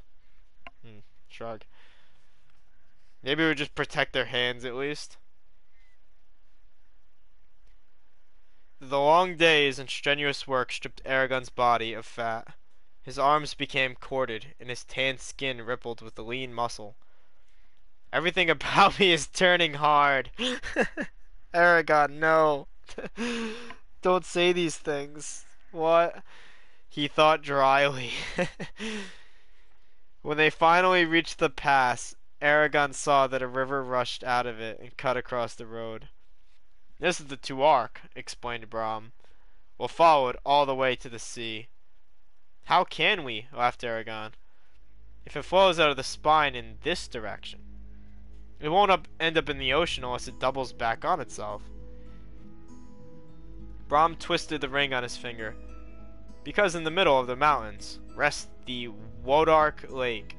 A river flows from each end of it, and both are called the Tuark. We see the eastward one now. It runs to the south and winds through the brush until it joins Leona Lake. The other one goes to the sea. After 2 days in the spine, they came upon a rock ledge from which they could see clearly out of the mountains. Eragon noticed how the land flattened in the distance, and he groaned at the leagues they had to traverse. Brahm pointed. Down there, and to the north, lies Tierm. It is an old city. Some say it's where the elves first landed in Allegasia. That's just their continent. Its citadels have never fallen, nor have its warriors ever been defeated. He spurred Snowfire forward and left the ledge. It took them until noon the next day to descend through the foothills and arrive at the other side of the spine, where the forested land quickly leveled out. Hell yeah. I'm glad you're enjoying it. Be sure to check out the rest of the VODs. This is actually the 4th time I'm reading this book. And after I finish this book series, I want to jump into Harry Potter. I got Goosebumps, Diary of a Wimpy Kid. I think that'd be pretty funny because I can post the pictures of it on my Discord. Be really interactive. I have like scattered novels as well. Like I had Huckleberry Finn. I was just saying it'd be pretty funny to do on stream. I have some strange sea book called Tentacles over there. I think would also be pretty funny. I don't think I've ever actually read that book. Some of these are just from like middle school book fairs, which is cool. It give me an excuse to read them.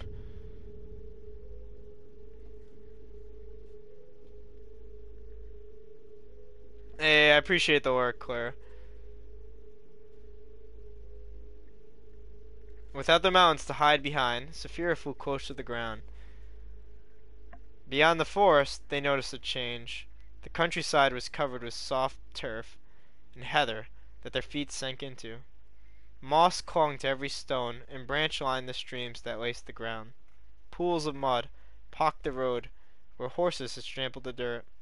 Before long, both Brahm and Eragon were splattered with grime. That's horrible. Why is everything green? Asked Eragon.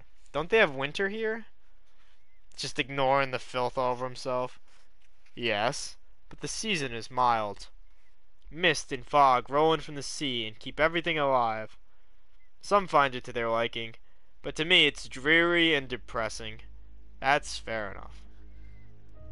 I like fog though. I think fog is pretty nice.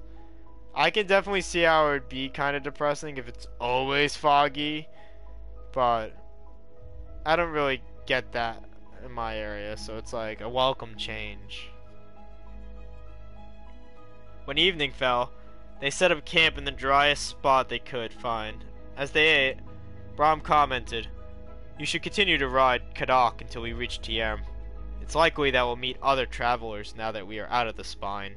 And it'll be better if you're with me. An old man traveling alone raises suspicions." Does it? Does it really? Isn't that just what old men do in like the ancient times? They just travel alone. Thinking of like Gandalf and pretty much every other old guy I can think of. None. Right now, if we're being honest. With you at my side, no one will ask any questions. Besides, I don't want to show up at the city and have someone who saw me on the trail wondering where you suddenly came from. We use our own names? Asked Eragon. Brom thought about it. We won't be able to deceive Geode.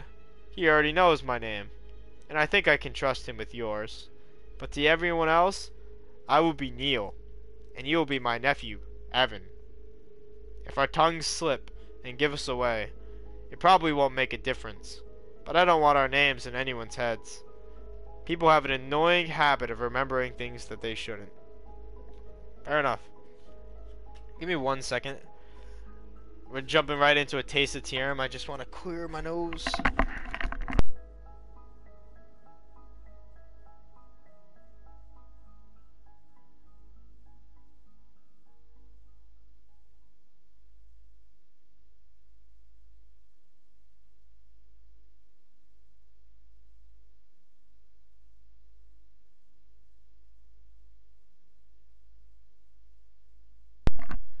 Hey, leaving off on a non-natural pause.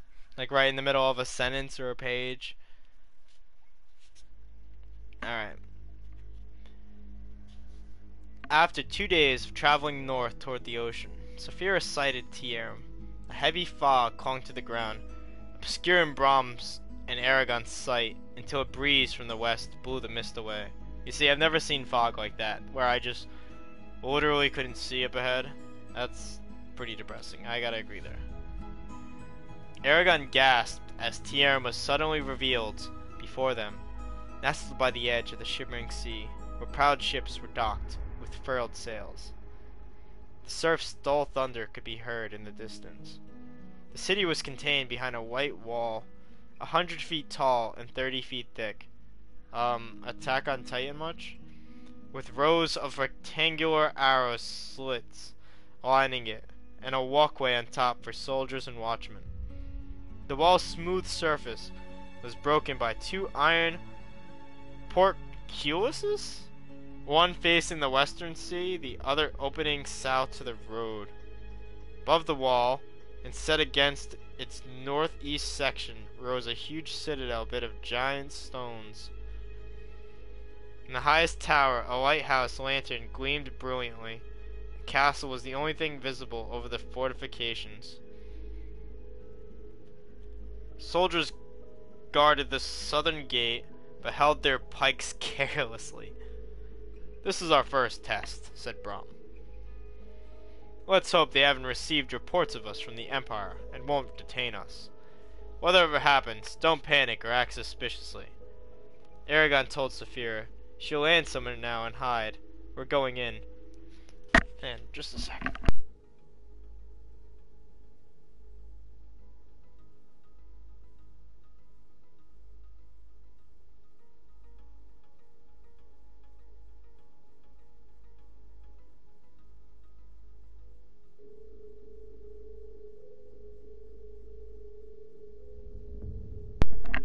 Yeah, I'm like partially dying. I can't wait for winter to be over. It sucks living in Massachusetts just because of how cold it is.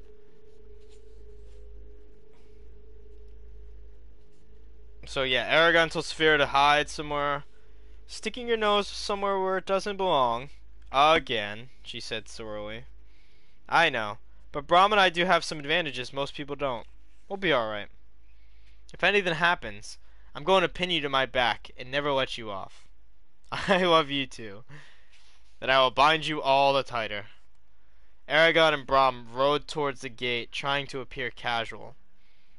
A yellow pennant, bearing the outline of a roaring lion and an arm holding a lily blossom, waved over the entrance.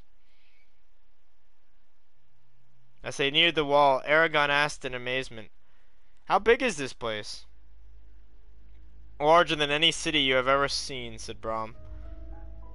How does he know? I mean, it's safe to say Eragon kind of like lived in this like pretty secluded place forever, but it's a bold claim. I'll take your word for it best.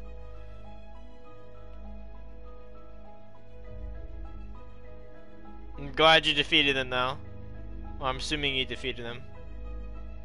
At the entrance, the guards stood straighter and blocked the gate with their pikes. "What's your name?" asked one of them in a bored tone. "I'm called Neil," said Brom, in a wheezy voice. Oh, he's like, "I'm called Neil." Slouching to one side. "And who's the other one?" asked the guard. "Well, I was getting to that. This be me nephew, Evan. He's Mr.'s boy Nada." The guard nodded impatiently. Yeah, and your business here?"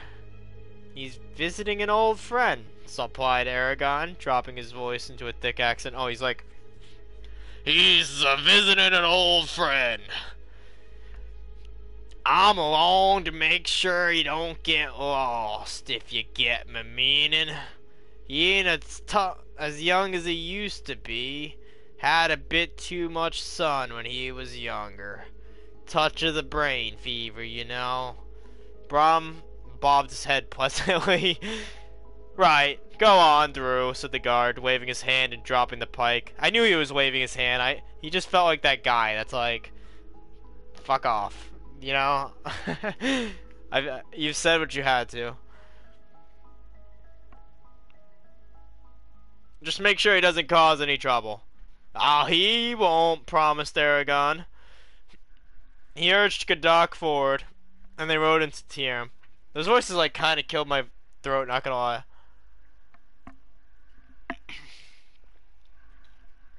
Yes, I have 2 gallons here, or 2 gallons, 2 cups here, and I'm already almost empty.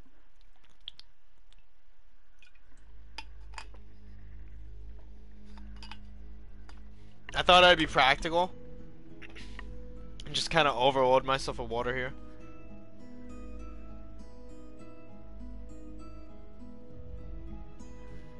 Also, I'm really hoping I don't have to call back to those voices.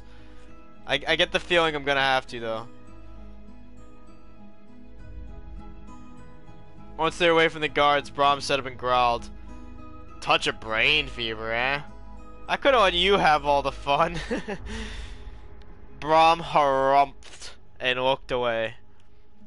The houses were grim and foreboding. Small, deep windows let in only sparse rays of light. Narrow doors were recessed into the buildings. The tops of the roofs are flat, except for metal railings, and all were covered with slate shingles. Eragon noticed that the houses closest to Tierm's outer wall were no more than 1 story, but the buildings got progressively higher as they went in. Yeah, that makes sense. Eragon just casually noticing the wealth gap. Man, it took me like 5 attempts. That's it.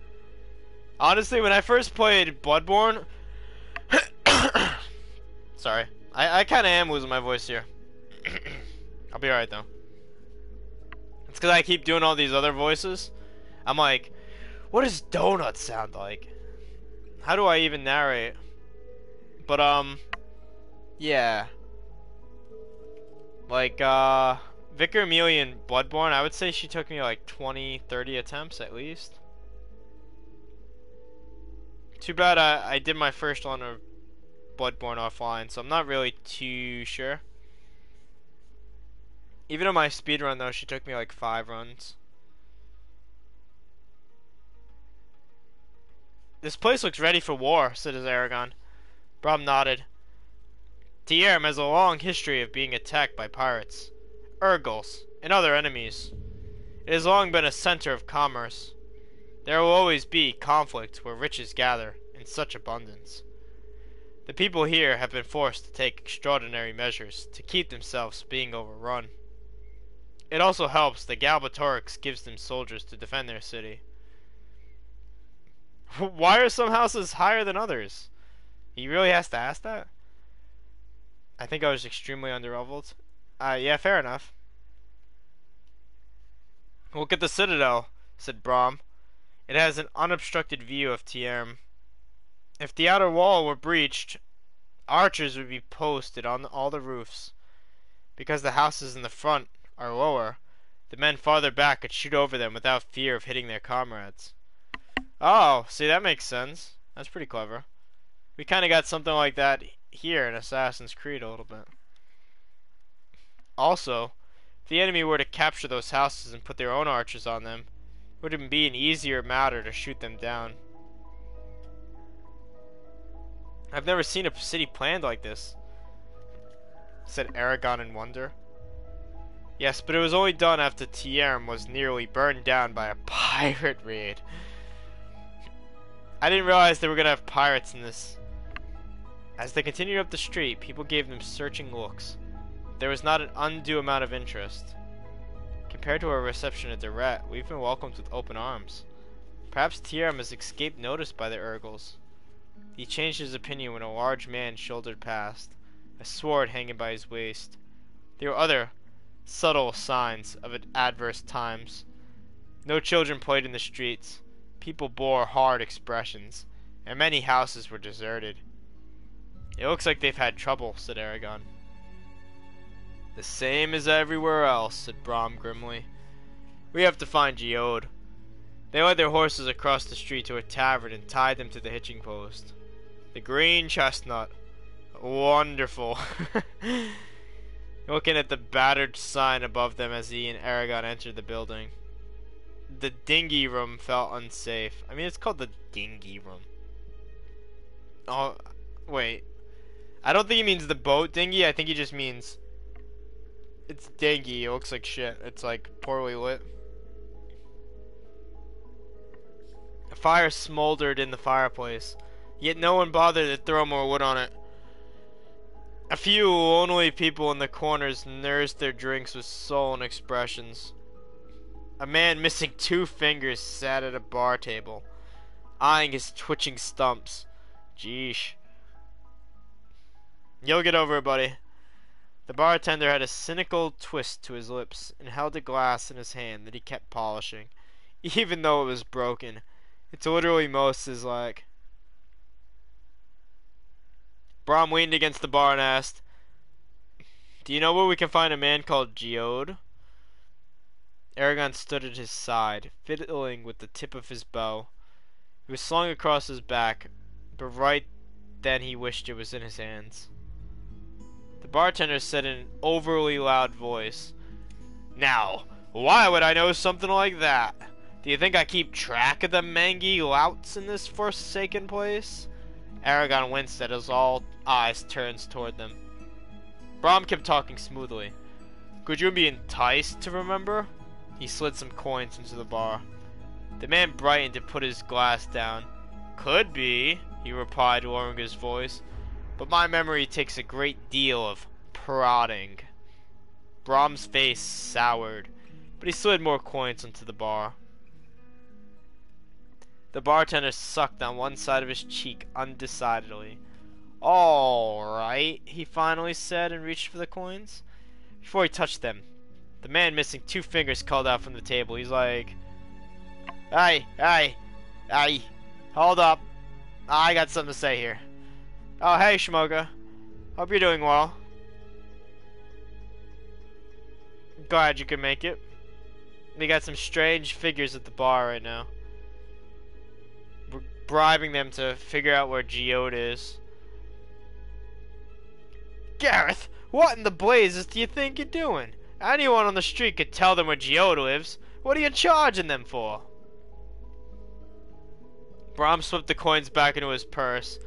Gareth shot a venomous look at the man at the table, then turned his back at them and picked up the glass again. This is why old Keister's missing 2 fingers. He's butting into shit he probably shouldn't be.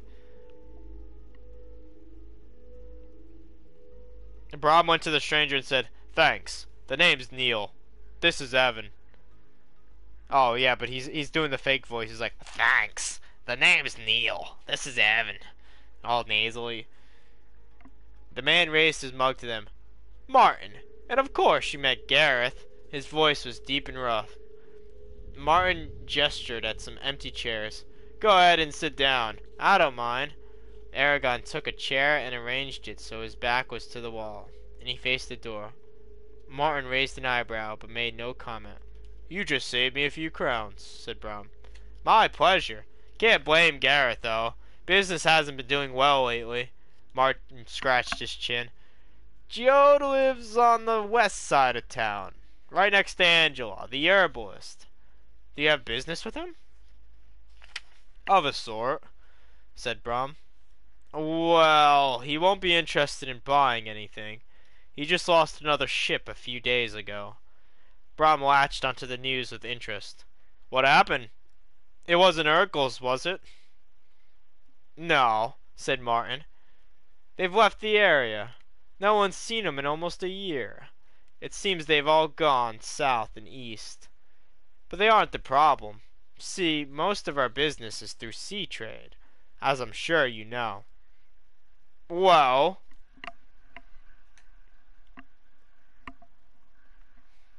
fuck, that was actually empty. It said he took a drink, so I figured I'd take a drink. Stopped to drink from his mug. Started several months ago. Someone's been attacking our ships. It's not the usual piracy, because only ships that carry the goods of certain merchants are being attacked.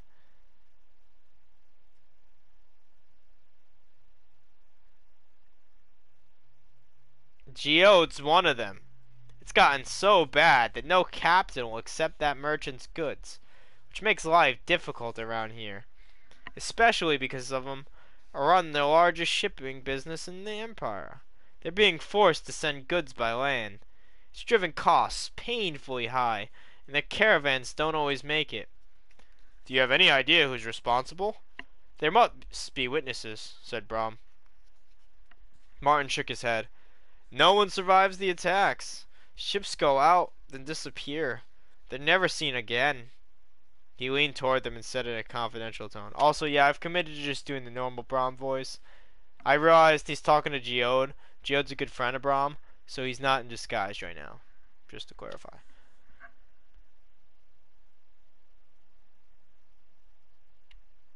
He leaned towards them and said in a confidential tone, The sailors are saying that it's magic. He nodded and winked, and then leaned back.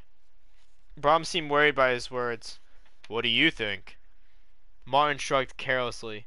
I don't know, and I don't think I will, unless I'm unfortunate enough to be on one of those captured ships. Are you a sailor? Asked Eragon. No, snorted Martin. Do I look like one? The captains hired me to defend their ships against pirates, and those thieving scum haven't been active lately. Still, it's a good job. But a dangerous one, said Brom. Martin shrugged again and downed the last of his beer. Brom and Eragon took their leave and headed to the west side of the city, a nicer section of Tierm. The houses were clean, ornate and large. The people in the streets wore expensive finery and walked with authority.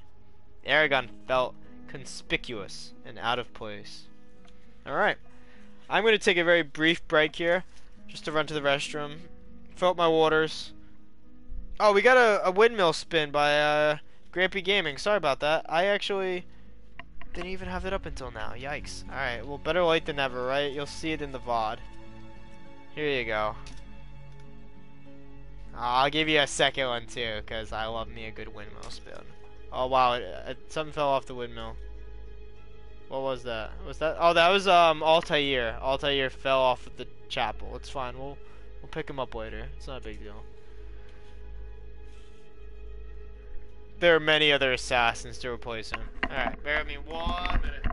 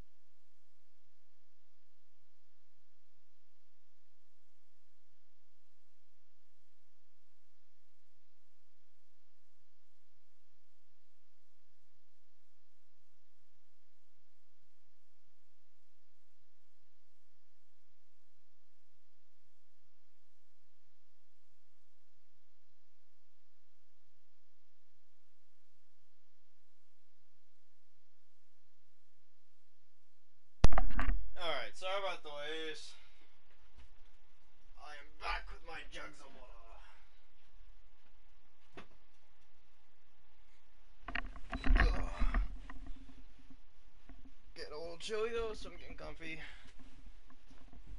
Bear with me.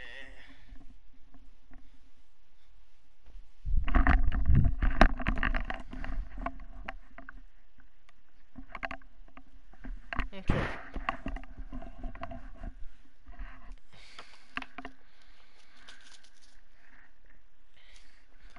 So we left off with an old friend. And yeah, apparently this three-fingered guy, or this eight-fingered lad, rather, since he's only missing the two on one hand, apparently a lot more of a friend to Brahm than Geode, who was totally about to rip him off for some lousy information. The herbalist shop had a cheery sign and was easy to find. A short, curly-haired woman sat by the door. She was holding a frog in one hand and writing with the other. Eragon assumed that she was Angela, the herbalist. On either side of the store was a house. "Which one do you think is his?" he asked. Brahm deliberated and said, "Let's find out." He approached the woman and asked politely, "Could you tell us which house Geode lives in?" "I could," she continued writing. "Will you tell us?" "Yes," she said, faintly, but her pen scribbled faster than ever. The frog in her hand croaked and looked at them with baleful eyes. Brahm and Eragon waited uncomfortably, but she said no more. Eragon was about to blurt something when Angela looked up. "Of course I'll tell you. All you have to do is ask. Your first question was whether or not I could tell you, and the second was if I would tell you, but you never actually put the question to me." "Then let me ask you properly," said Brahm with a smile. "Which house is Geode's? And why are you holding a frog?" I love Angela. I'm glad that her memory is as good as I recall. Or yeah, you know my meaning. Poorly mixed as it is. "Now we're getting somewhere," she bantered. "Geode is on the right, and as for the frog, he's actually a toad. I'm trying to prove that toads don't exist, that there are only frogs." "How can toads not exist if you have one on your hand right now?" interrupted Eragon. "Besides, what good would it do, proving that there are only frogs?" The woman shook her head vigorously, dark curls bouncing. "No, no, you don't understand. If I prove toads don't exist, then this is a frog. It never was a toad. Therefore, the toad you see now doesn't exist. And," she raised a small finger, "if I can prove there are only frogs, then toads won't be able to do anything bad, like make teeth fall out, 'cause warts and poison, or kill people. Also, witches won't be able to use them as any of their evil spells, because of course, there won't be any toads around."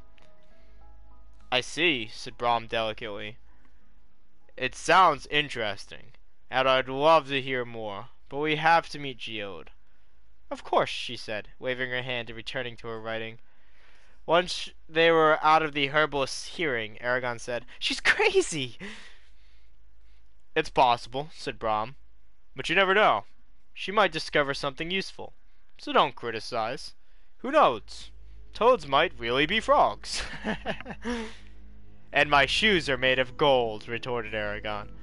They stopped before a door with a wrought iron knocker and marble doorstep. Brahm banged 3 times. No one answered. Eragon felt slightly foolish. "Maybe this is the wrong house. Let's try the other one," he said. Brahm ignored him and knocked again, pounding louder. Again, no one answered. Eragon turned away in exasperation, but then heard someone run to the door. A young woman with a pale complexion and light blonde hair cracked it open. Her eyes were puffy. It looked like she had been crying, but her voice was perfectly steady. "Yes, what do you want?" "Does Geode live here?" asked Brahm kindly. The woman dipped her head a little. "Yes, he's my husband. Is he expecting you?" She opened the door no further. "No, but we need to talk to him." "He's very busy." We have traveled far. It's very important that we see him. Her face hardened. He is busy. Brahm bristled, but his voice stayed pleasant. Since he is unavailable, would you please give him a message? Her mouth twitched, but she consented. Tell him that a friend from Gilead is waiting outside. The woman seemed suspicious, but said, Very well. She closed the door abruptly. Eragon heard her footsteps recede. That wasn't very polite, he commented. Keep your opinion to yourself, snapped Brahm. And don't say anything. Let me do the talking. He crossed his arms and tapped his fingers. Eragon clamped his mouth shut and looked away. Oh, you're fine, Chihuahua. I totally understand. Yeah, the last episode was pretty awesome. We can talk about it on Discord later. Or feel free to message me about it now, and I'll get back to you as soon as I'm done reading. The door suddenly flew open, and a tall man burst out of the house. His expensive clothes were rumpled, his gray hair wispy, and he had a mournful face with short eyebrows. A long scar stretched across his scalp to his temple. At the sight of them, his eyes grew wide, and he sagged against the doorframe, speechless. He asked softly, in an incredulous voice, Brahm? Brahm put a voice to his lips and reached forward, clasping the man's arm. It's good to see you, Geode. I'm glad that memory has not failed you. But don't use that name. It'd be unfortunate if anyone knew I was here. Oh, this is Geode. I see. Okay. I thought the guy at the bar was Geode, the one that kind of screwed Brahm or tried to. Geo looked around wildly, shock plain on his face. I thought you were dead, he whispered. What happened? Why haven't you contacted me before? All things will be explained. Do you have a place where we can talk safely? Finally, he said, we can't talk here, but if you wait a moment, I'll take you somewhere we can. Fine, said Brahm. Geo nodded and vanished behind the door. I hope I can learn something of Brahm's past, thought Eragon. There was a rapier at Geode's side when he reappeared. He just went and got his sword. An embroidered jacket hung loosely on his shoulders. Brahm cast a critical eye at the refinery, and Geode shrugged self-consciously. He took them through Tierm toward the citadel. Eragon led their horses behind the two men. Geode gestured at their destination. Risthart, the Lord of Tiem, has decreed that all the business owners must have their headquarters in his castle. Even though most of us conduct our business elsewhere, we still have to rent rooms there. It's nonsense, but we abide by it anyway to keep them calm. We'll be free of eavesdroppers in there. The walls are thick. They went through the fortress's main gate and into the keep. Geode strode to a side door and pointed to an iron ring. You can tie the horses there. No one will bother them. When Snowfire and Kadak were safely tethered, he opened the door with an iron key and let them inside. Within was a long, empty hallway lit by torches set into the walls. Eragon was surprised by how cold and damp it was.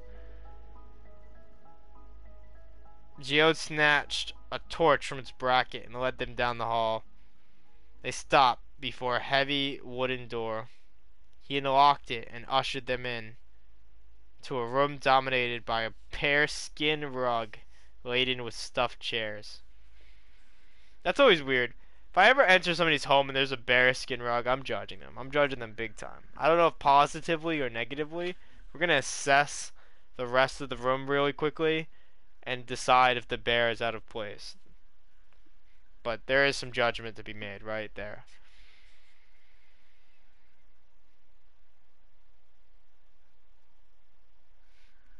Like, to kind of, like, explain that a little bit before I go on. You kind of need, like, log cabin vibes in your house before you just throw, like, a animal rug in the middle of your living room.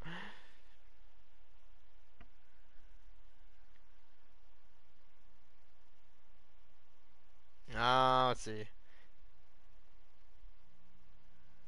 Geode piled wood in the fireplace, then thrust the torch under it. The fire quickly roared. You, old man, have some explaining to do. Brahm's face crinkled with a smile. Who are you calling an old man? The last time I saw you there was no gray in your hair. Now it looks like it's in the final stages of decomposition. And you look the same as you did nearly 20 years ago. Time seems to have preserved you as a crotchety old man, just to inflict wisdom upon each new generation. Enough of this. Get on with the story.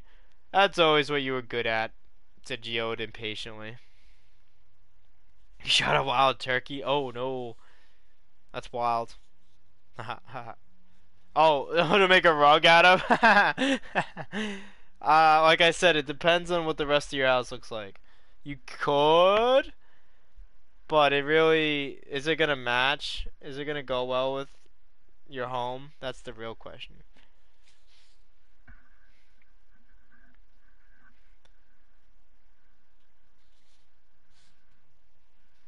Brahm relaxed into a chair and pulled out his pipe.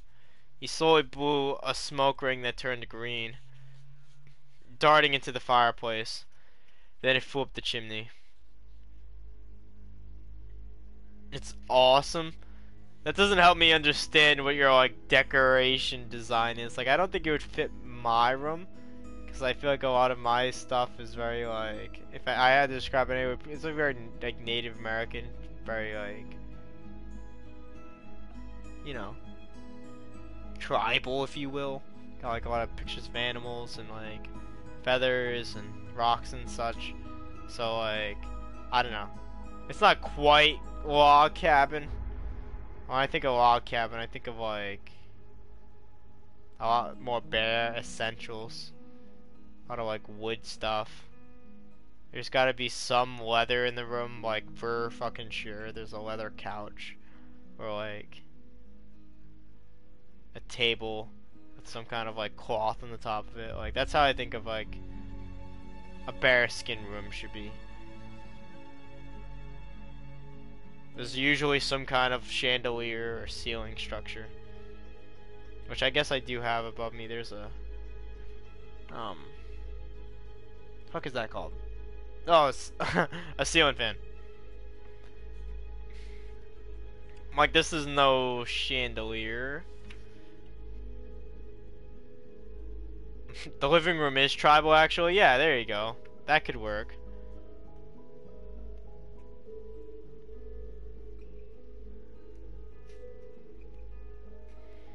Do you remember what we were doing in Gilead? Asked Brahm. Yes, of course. That sort of thing is hard to forget. An understatement, but true, nevertheless, said Brahm dryly. When we were separated, I couldn't find you.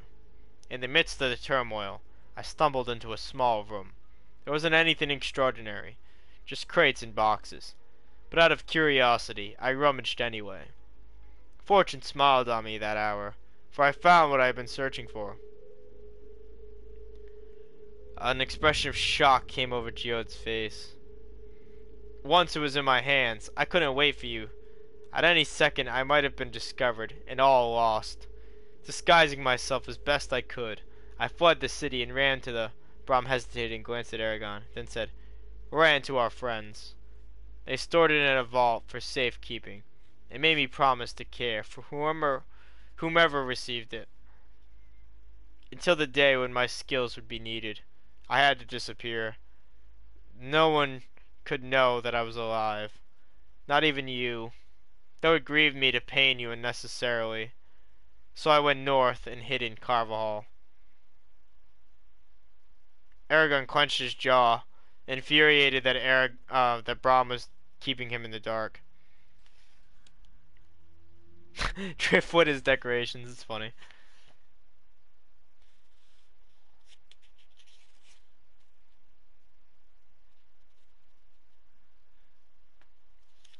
Hey, no, don't abuse your powers for evil. You've been corrupted to the dark side. I don't know by who.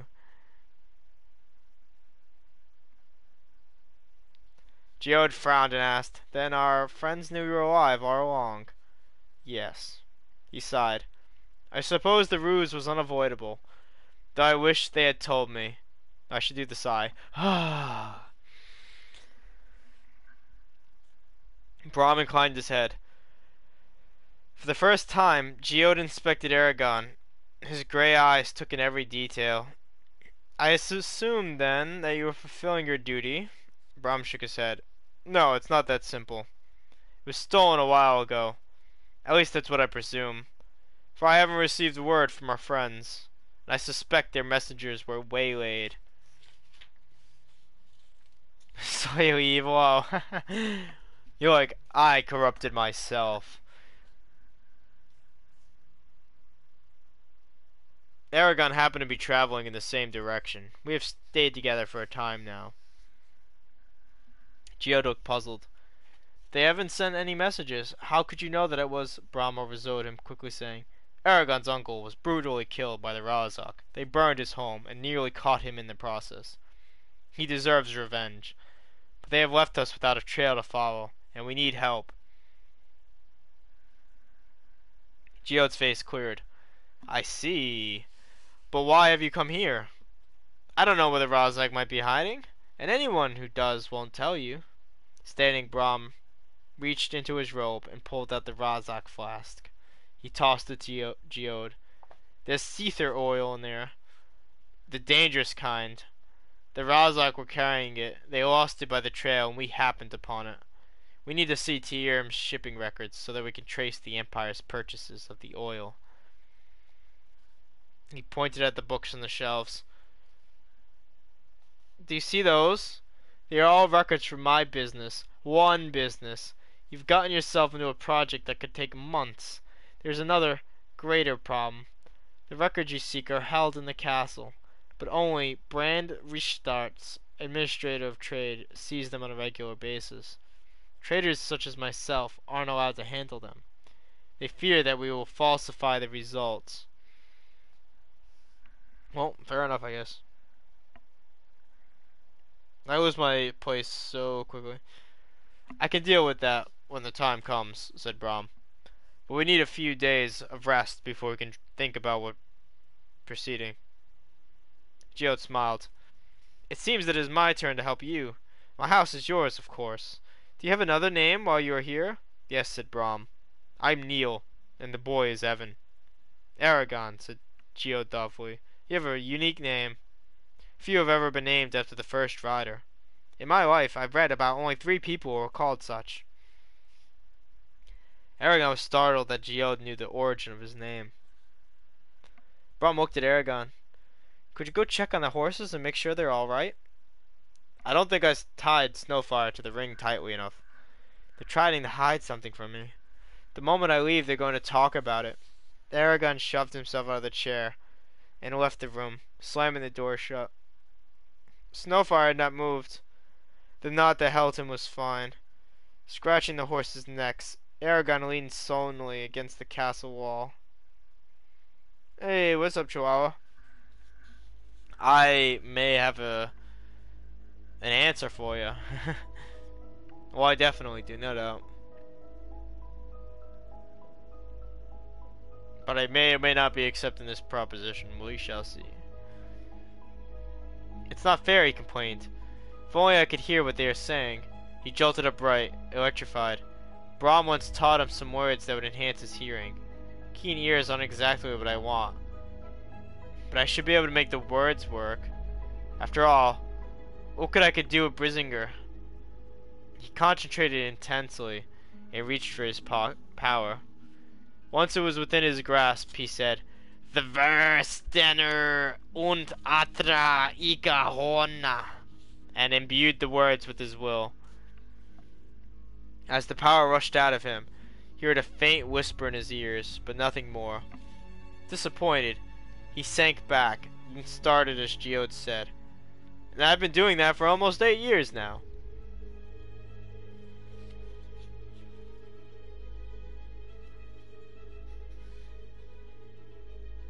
A me-themed mystery box. I mean, I am flattered by the concept.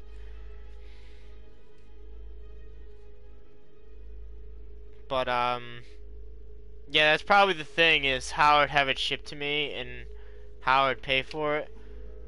I have difficulty buying things online because I don't have my own credit card. I've just never really had a purpose for one.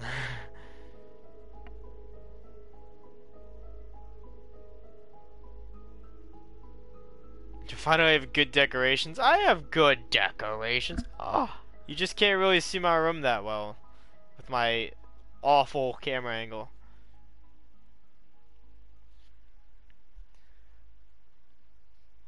Eragon looked around. No one was there except for a few guards standing against the wall of the keep. Grinning, he sat in the courtyard and closed his eyes. I never expected you to become a merchant, said Brahm. After all the time you spent in books, and finding the passageway in that manner, what made you take up trading instead of remaining a scholar? Sure you do. Well, I am gonna stop this conversation with Gilead just to prove something to you.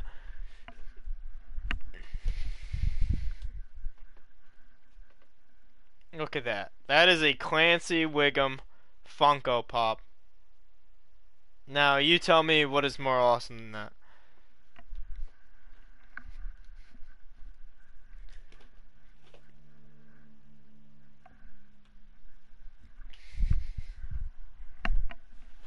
Out of all my decorations, I was like, we're busting out the Funko.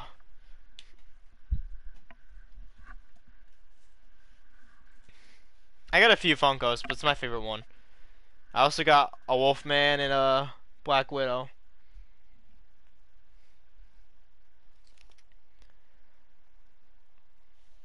So why did he take up trading instead of being a scholar? After Gilead, I didn't have much taste for sitting in misty rooms and reading scrolls. I decided to help Ajihad as best I could. But I'm no warrior. My father was a merchant as well. You may remember that. He helped me get started. However, the bulk of my business is nothing more than a front to get goods into Serta. But I take it that things have been going badly, said Brahm. Yes, none of the shipments have gotten through lately, and Trondheim is running low on supplies. Somehow the Empire, at least I think it's them, has discovered those of us who have been helping us support Trojanheim. Oh, that's the name of the place that they didn't want to mention around Eragon. But Brahm underestimated Eragon's magical abilities. But I'm still not convinced that it's that Empire. No one sees any soldiers. I don't understand it. Perhaps Galbatorix hired mercenaries to harass us. I heard that you lost a ship recently. The last one I owned, answered Geode bitterly. Every man on it was loyal and brave. I doubt I'll ever see them again. The only option I have left is to send caravans to Serta or Gilead, which I know won't get there, no matter how many guards I hire. Or charter someone else's ship to carry the goods. But no one will even take them now. How many merchants have been helping you? Asked Brahm. Oh, a good number. Up and down the seaboard. All of them have been plagued by the same trouble. I know what you're thinking. I've pondered it many a night myself, but I cannot bear the thought of a traitor with that much knowledge and power. If there is one, we're all in jeopardy. You should return to Trojanheim. And take Eragon there? Interrupted Brahm. They tear him apart. It's the worst place he could be right now. Maybe in a few months, or even better, a year. Can you imagine how the dwarves will react? Everyone will be trying to influence him. Especially Islanzadi. He and Saphira won't be safe in Trojanheim until I, at least, get them through Tuatha Dul Orithrim. So many crazy words here. Oh. Oh, nice. That's pretty cool. I do have a model car over there. It's the General Lee. I believe that's Dukes of Hazzard.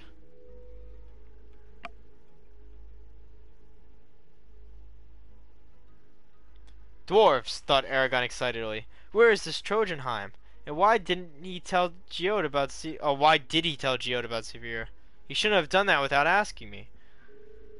Still, I have a feeling they're in need of your wisdom. Wisdom, snorted Brom. I'm just what you said earlier, a crotchety old man. Many would disagree.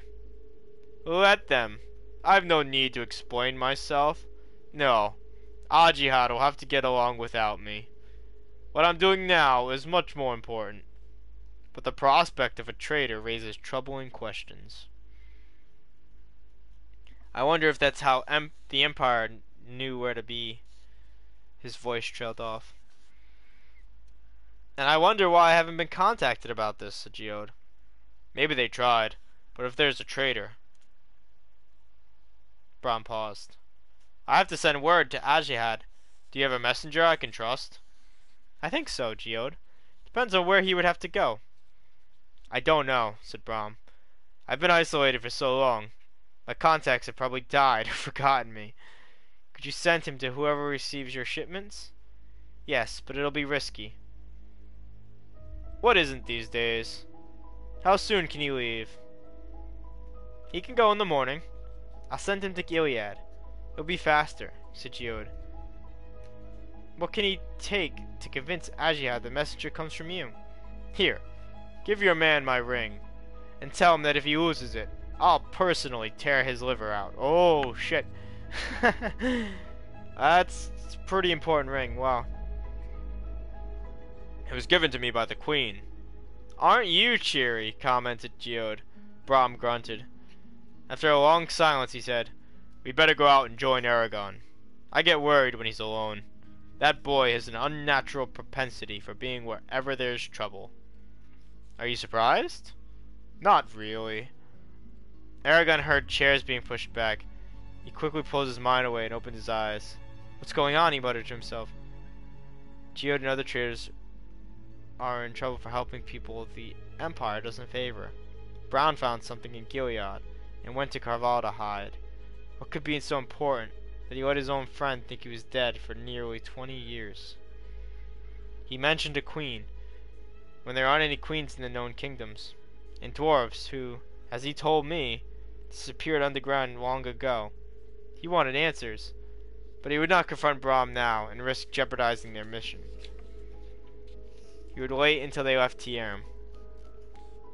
Eragon's thoughts were still whirring when the door opened. Were the horses all right? Asked Braum. Fine, said Eragon. They untied the horses and left the cattle. The castle. They left the cattle. They're just walking out of a cow. As they re-entered the main body of Tierim, Braum said, So, Geode, you finally got married. Then he winked slyly. To a lovely young woman. Congratulations. Geode did not seem happy with the compliment. He hunched his shoulders and stared down at the street. Whether congratulations are in order is debatable right now. Helen isn't very happy. Why? What does she want? Asked Braum. The usual, said Geode with a resigned shrug. A good home, happy children, food on the table, and pleasant company. All so many big asks. You know? Who could be bothered to offer any of those in a relationship? The problem is that she comes from a wealthy family. Her father has invested heavily in my business. If I keep suffering these losses, there won't be enough money for her to live the way she's used to, Geode continued. But please, my troubles are not your troubles. A host should never bother his guests with his own concerns. While you are in my house, I will let nothing more than an overfull stomach disturb you. Thank you, said Braum. We appreciate the hospitality. Our travels have long been without comforts of any kind. Do you happen to know where we could find an inexpensive shop? All this riding has worn out our clothes. Worn out? Like, I'm assuming they mean like the soles of their boots, but I'm thinking he's like, my clothes are out of fashion. I have not changed this t-shirt in a month, and now this band is no longer relevant.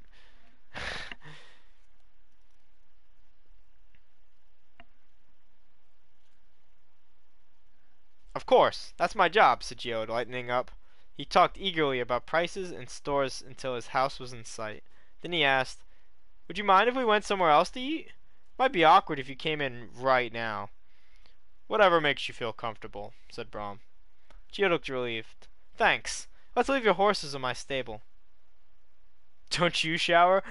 Yeah, I do, but I don't know. I've never felt like my clothes were worn out. He wants to buy new clothes to replace his clothes because they've like expired basically. And I'm like, what? How do you figure?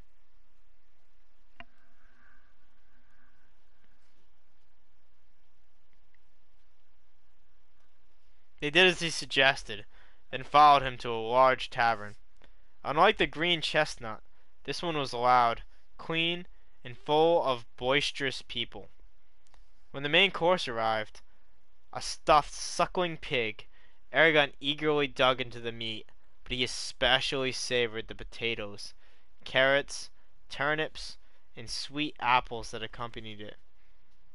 It's honestly making me kind of hungry. It had been a long time since he had eaten much more than wild game. They lingered over the meal for hours as Brahm and Geode swapped stories. Eragon did not mind. He was warm. A lively tune jangled in the background. There was more than enough food. The spirited tavern babble fell pleasantly on his ears. When they finally exited the tavern, the sun was nearing the horizon. You two go ahead. I have to check on something, said Eragon. He wanted to see Saphira and make sure that she was safely hidden.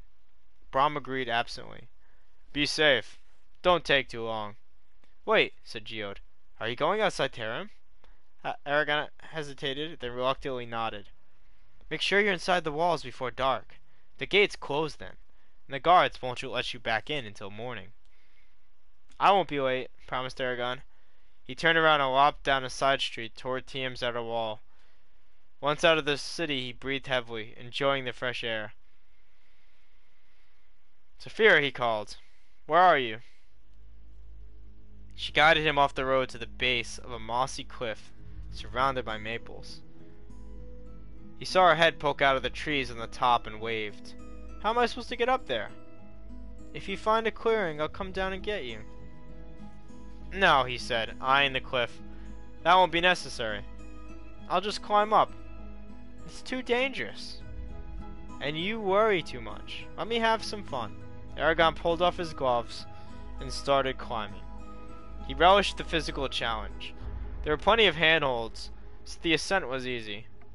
He was soon high above the trees. Halfway up, he stopped on a ledge to catch his breath.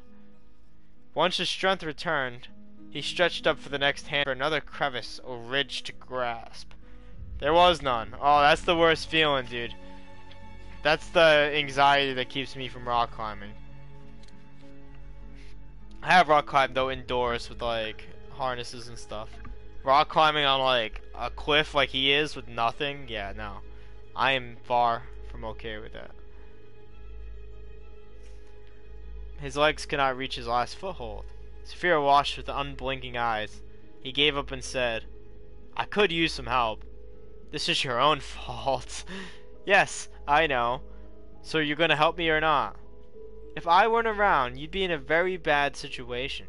Eragon rolled his eyes. You don't have to remind me. You're right. After all, how could a mere dragon expect to tell a man like yourself what to do? In fact, everyone should stand in awe of your brilliance of finding the only dead end.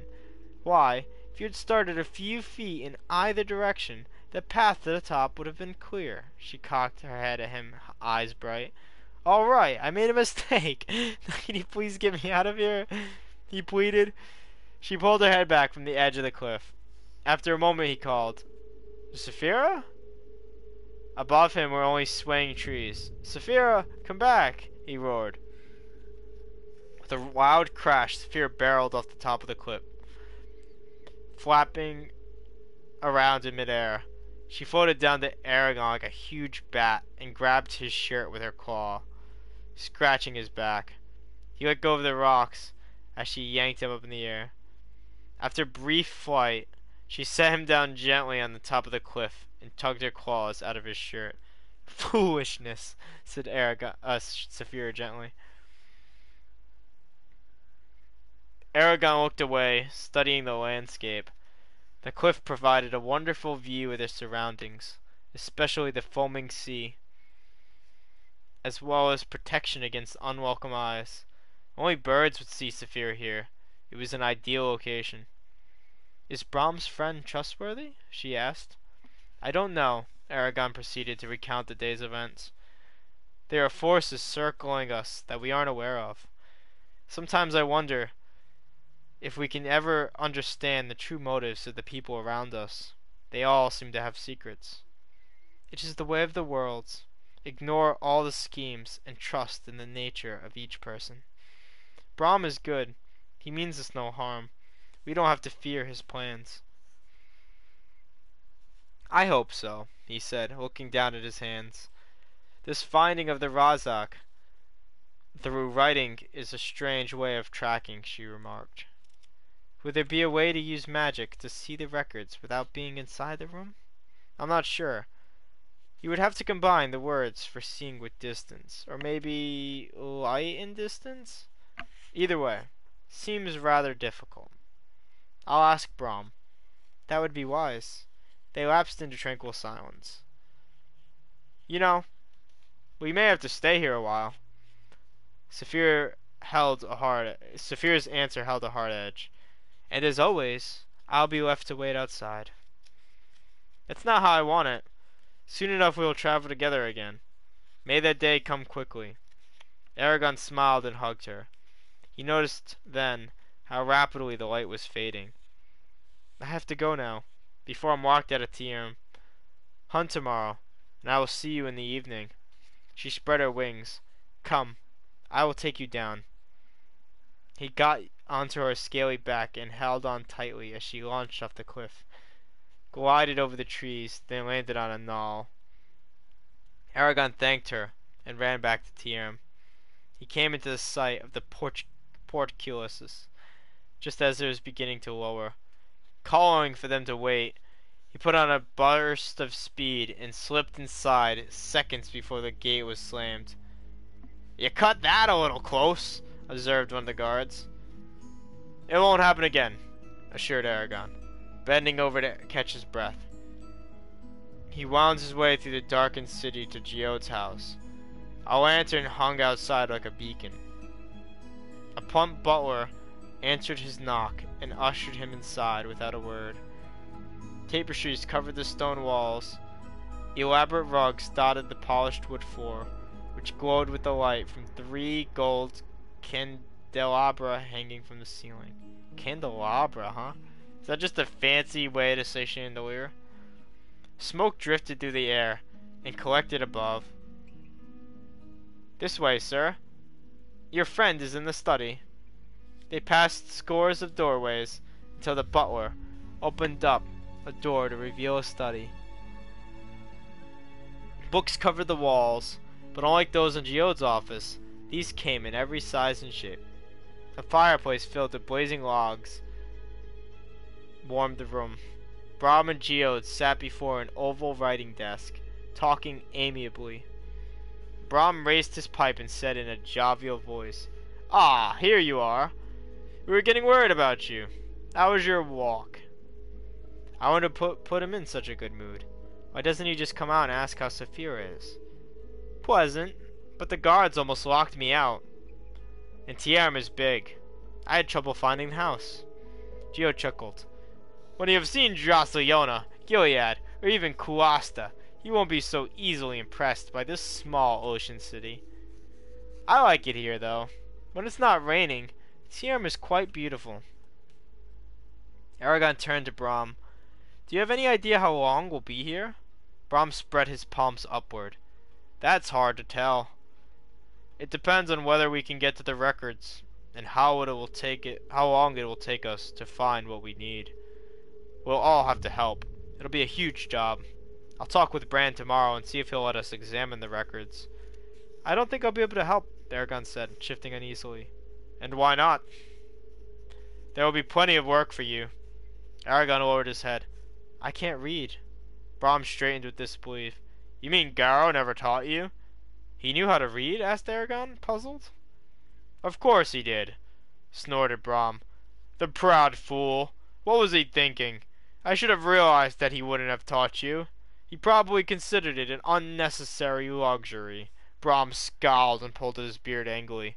This sets my plans back, but not imperably. I'll just have to teach you how to read. It won't take long if you put your mind to it. Eragon winced. Brahm's lessons were usually intense and brutally direct. How much more can I learn at one time? I suppose it's necessary, he said ruefully. You'll enjoy it. There isn't much you can learn from books and scrolls, geode. He gestured at the walls. These books are my friends, my companions. They make me laugh and cry and find meaning in my life. It sounds intriguing, admitted Eragon. Always the scholar, aren't you? Asked Brahm. Geode shrugged. Not anymore, I'm afraid. I've degenerated into a bibliophile. A what? Asked Eragon.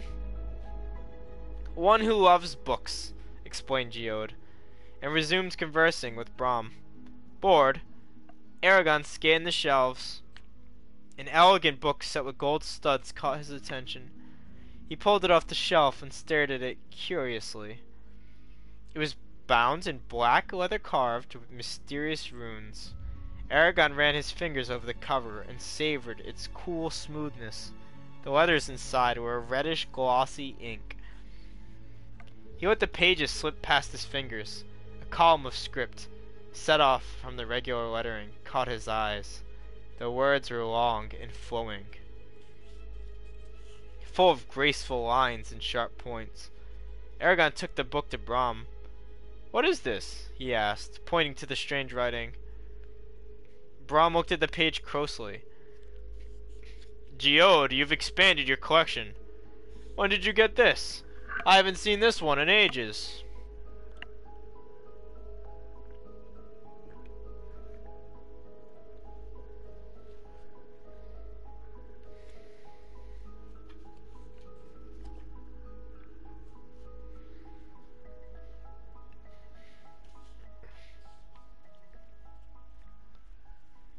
Sorry about that. Had a lot to gulp up there. Ah, yes. The Domia Op Widra. Oh, weird. Domia Aber Weirda. A man came through here a few days ago and tried to sell it to a trader down by the wharves. Fortunately, I happened to be there and was able to save the book, along with his neck. He didn't have a clue what it was. It's odd, Eragon, that you should pick up this book. The Dominance of Fate, said Brahm. Of all the items in this house, it's probably worth the most. It details a complete history of Allegasia, starting long before the elves landed here, and ending a few decades ago. The book is very rare and is the best of its kind. When it was written, the Empire decried it as blasphemy and burned the author, Heslant, the monk. I didn't think any more copies even existed. The lettering you asked about is from the ancient language. What does it say? Asked Eragon. It took Brahm a moment to read the writing. It's part of an elven poem that tells of the years they fought dragons. This excerpt describes one of their kings, Saranthor, as he rides into battle. The elves love this poem and tell it regularly, though you need 3 days to do it properly, so that you won't repeat the mistakes of the past. Huh, so they tell this poem over the course of 3 days, is that what I'm hearing? Eragon returned to his chair, holding the book gently. It's amazing that a man who is dead can talk to people through these pages. As long as this book survives, his ideas live. I wonder if it contains any information about the Razak. He browsed through the book, while Brahm and Geode spoke. Hours passed, and Eragon began to drowse. Out of pity for his exhaustion, Geode bid them good night. The butler will show you your rooms. On the way upstairs, the servant said, if you need assistance, use the bell pull next to the bed. He stopped before a cluster of 3 doors, bowed, then backed away. As Brahm entered the room on the right, Eragon asked, can I talk to you? You just did, but come in anyway. Eragon closed the door behind himself. Saphira and I had an idea. Is there? Brahm stopped him with a raised hand and pulled the curtains shut over the window. When you talk of such things, you would do well to make sure that no unwelcome ears are present. Sorry, said Eragon, breathing himself with a slip. Anyway, is it possible to conjure up an image of something that you cannot see? Brahm sat on the edge of his bed. What you are talking about is called scrying. It is quite possible, and extremely helpful in some situations, but has a major drawback.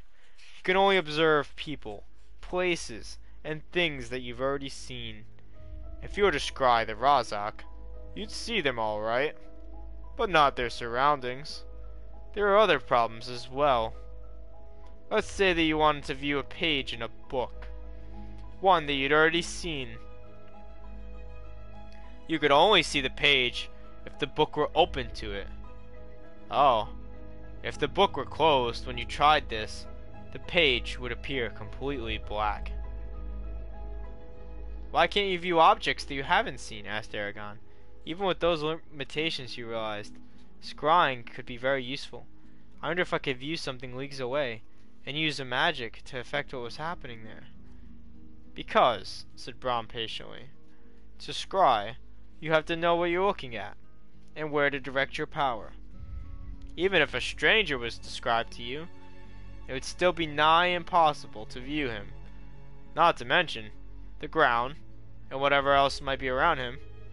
You have to know what you're going to scry before you can scry it. Does that answer your question? Eragon thought for a moment. But how's it done? Do you conjure up the image in thin air? Not usually, said Brahm, shaking his white head. That takes more energy than projecting it onto a reflective surface like a pool of water, or a mirror. Some riders used to travel everywhere they could, trying to see as much as possible. Then, whenever war or some other calamity occurred, they would be able to view events throughout Alagasia. Oh, interesting. So they'd literally do what Assassin's Creed does and get viewpoints so they could use magic and look through the viewpoints whenever they wanted. May I try it? Asked Eragon. Brahm looked at him carefully. No, not now. You're tired, and scrying takes lots of strength. I will tell you the words, but you must promise not to attempt it tonight, and I'd rather you wait until we leave Tierm. I have more to teach you. Eragon smiled. I promise. Very well. Brahm bent over and whispered, Dramer Kopa, into Eragon's ear. Eragon took a moment to memorize the words. Maybe after we've left Tierm I can scry Roran. I'd like to know how he's doing. I'm afraid that the Razak might go after him. I don't mean to frighten you, but it's a distinct possibility. Although Roran was gone most of the time the Razak were in Carvajal, I'm sure that they'd ask him questions. Who knows, they may have even met him while they were in Durransford. Either way, I doubt their curiosity is sated. You're on the loose, after all, and the king is probably threatening them with terrible punishment if you aren't found. If they get frustrated enough, they'll go back and interrogate Roran. It's only a matter of time. If that's true, then the only way to keep Roran safe is to let the Razak know where I am, so that they'll come after me instead of him. No, that won't work either. You're not thinking, admonished Brahm. If you can't understand your enemies, how can you expect to anticipate them? Even if you exposed your location, the Razak would still chase Roran. Do you know why? Eragon straightened to try to consider every possibility. Well, if I stay in hiding long enough, they might get frustrated and capture Roran to force me out. If that didn't work, they'd kill him just to hurt me. If I become a public enemy of the Empire, they might use him as bait. Very good. You figured that out quite easily, said Brahm. But what's the solution? I can't let him be killed. Brahm clasped his hands. The solution is quite obvious. Roran is gonna have to defend himself. That may sound hard-hearted, but as you pointed out, you cannot risk meeting with him. You may not remember this. You were half delirious at the time, but when we left Carvajal, I told you that I had left a warning letter for Roran. If he has any sense at all, when the Razak show up in Carvajal again, he'll take my advice and flee.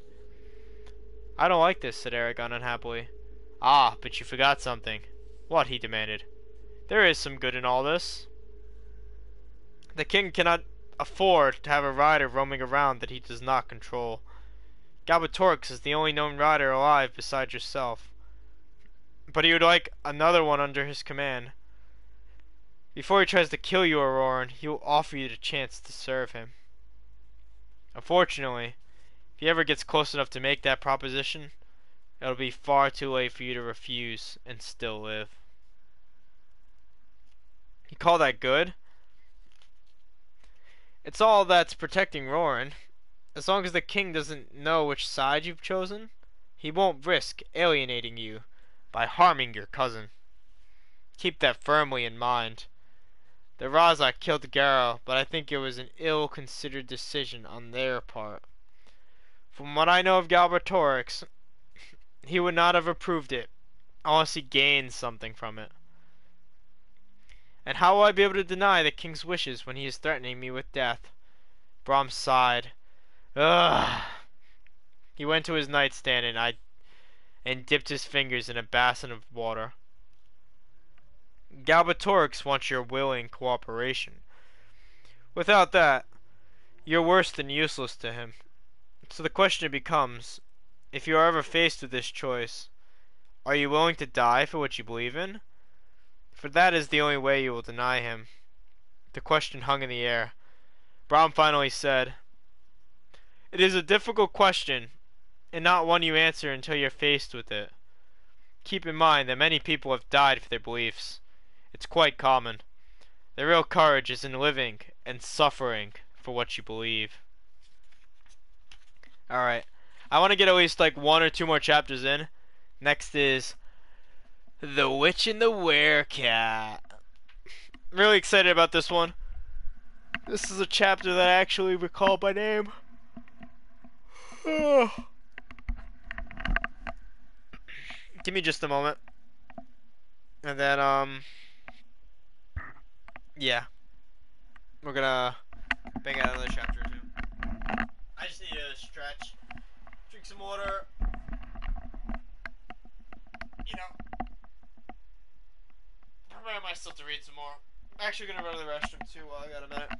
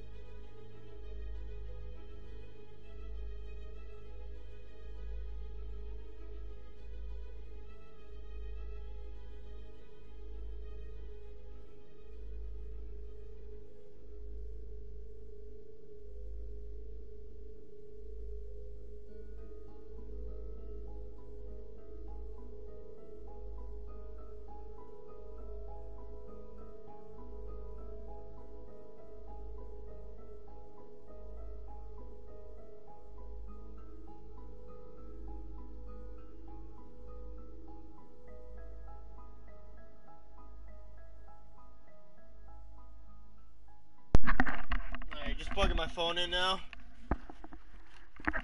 Probably should have a while ago. It's all at 5% and whatnot. Noise. Taking such great care of you, phone.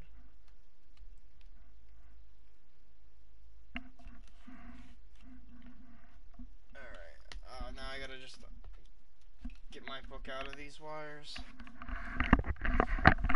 Hell yeah, best. Welcome on in, buddy. Oh, welcome back. He was looking pretty cool. Looking quite a bit like Jesus. This angle of Ezio pretty wild. I think I'm gonna keep it like this. It's pretty mysterious for the last few minutes of stream. I think I'm gonna read like 1 or 2 more chapters. Let me just take a peek at how long this next one is. Because I don't want to wear my voice too much, you know what I mean? Oh, this next one's 12 pages, but the next one's only 3 pages after that. So I think we'll do 3 more chapters. Because the one after this one isn't even like a real chapter. So, The Witch and the Werecat. Oh wait, I got a new helmet for my character that looks like a crusader. Oh, that's interesting. Sounds cool. It was late in the morning when Eragon woke. He dressed, washed his face in the basin, then held the mirror up and brushed his hair in place. Something about his reflection made him stop and look closer. His face had changed since he had run out of Carvajal just a short while ago. Any baby fat was gone now, stripped away from traveling and training. He keeps noticing that he's fit. Eragon kinda getting self-sexual here. He's like, damn man, you fine. His cheekbones were more prominent and the line of his jaw was sharper. He held the mirror at arm's length and his face resumed its normal semblance, but it still did not seem like his own. A little disturbed, he slung his bow and quiver across his back, then left the room. 5k away from ending the stream. You guys and your evil redeems. Hey, Nira, welcome in. Thank you for joining. I appreciate you. We're just reading some Eragon. I'm about to get back to one of my favorite characters here in a second. Somebody subbed? What? No way! Who subbed? Oh, Nero! I really appreciate that. That's super wholesome. Definitely didn't have to. Much love indeed. And I'm just sitting here reading. I'm gonna do some more series after this. I'm thinking the Harry Potter series, since I already have the 1st, 2nd, and 4th book. So I would just need to borrow the 3rd book, 5th book, and 6th book, I'm pretty sure. Or there might be 7 actually. I think there's 7. But yeah, I really appreciate that. If you do like reading, definitely keep an eye out for that. I'm gonna continue doing this every Monday. I think I'll be done with this book probably by the summer, like August. Because I'm doing like 50 pages a stream. This is a 500-page book though. And then I'm going to take a break and do something short. Like just like a spin-off. One of my like minor novels over there. But let's see, where were we? Eragon admiring himself in the mirror, talking about bringing sexy back.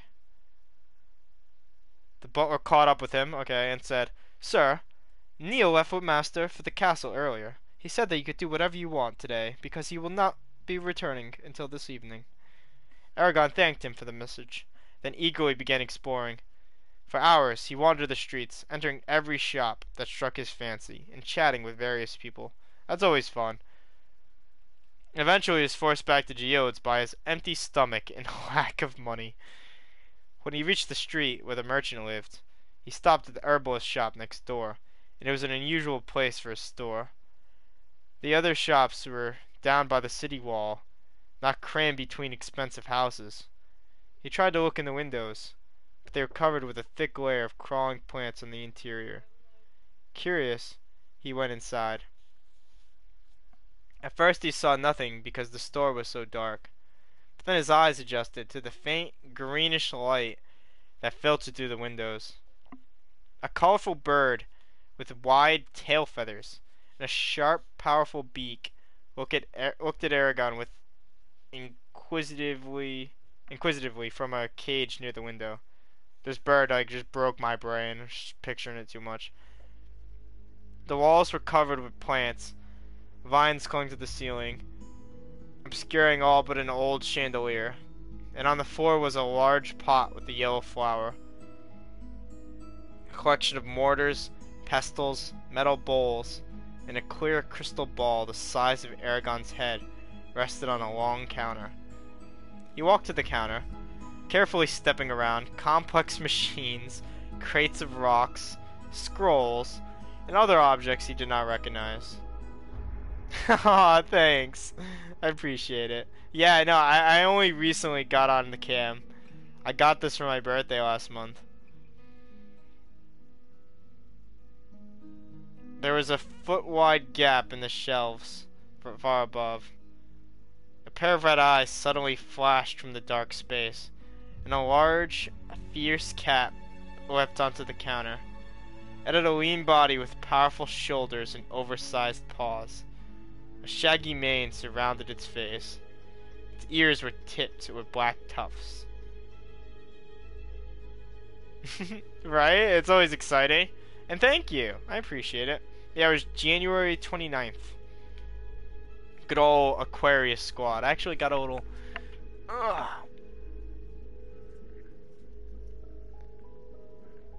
Well, bam. It's the Aquarius sign. I have it holding my camera in place because it is a little bit rigidy.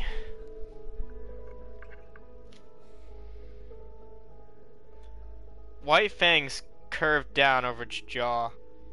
Altogether, it did not look like any cat Eragon had ever seen. It inspected him with shrewd eyes, then flicked its tail dismissively.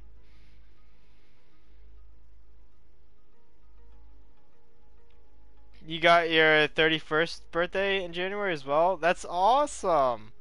Well, happy birthday to you as well. Also in Aquarius? I'm pretty sure it starts January 10th. It's like right at the beginning, but there's a few days that are, I want to say Capricorn. On a whim, Eragon reached out with his mind and touched the cat's consciousness. So he's trying to talk to the cat. Interesting. He prodded it with his thoughts, trying to make it understand that he was a friend. You don't have to do that. Eragon looked at him and looked around in alarm. The cat ignored him and licked a paw. Saphira? Where are you? He asked. No one. Puzzled. He leaned against the counter and reached for what looked like a wood rod. That wouldn't be wise. Stop playing games, Saphira, he snapped, then picked up the rod. 26th of the 1st. Hey! That's awesome. I actually don't know many other Aquariuses. A shock of electricity exploded through his body. He fell to the floor, writhing. The pain slowly faded, leaving him gasping for air. The cat jumped down and looked at him. You aren't very smart for a dragon rider. I did warn you. You said that, exclaimed Eragon.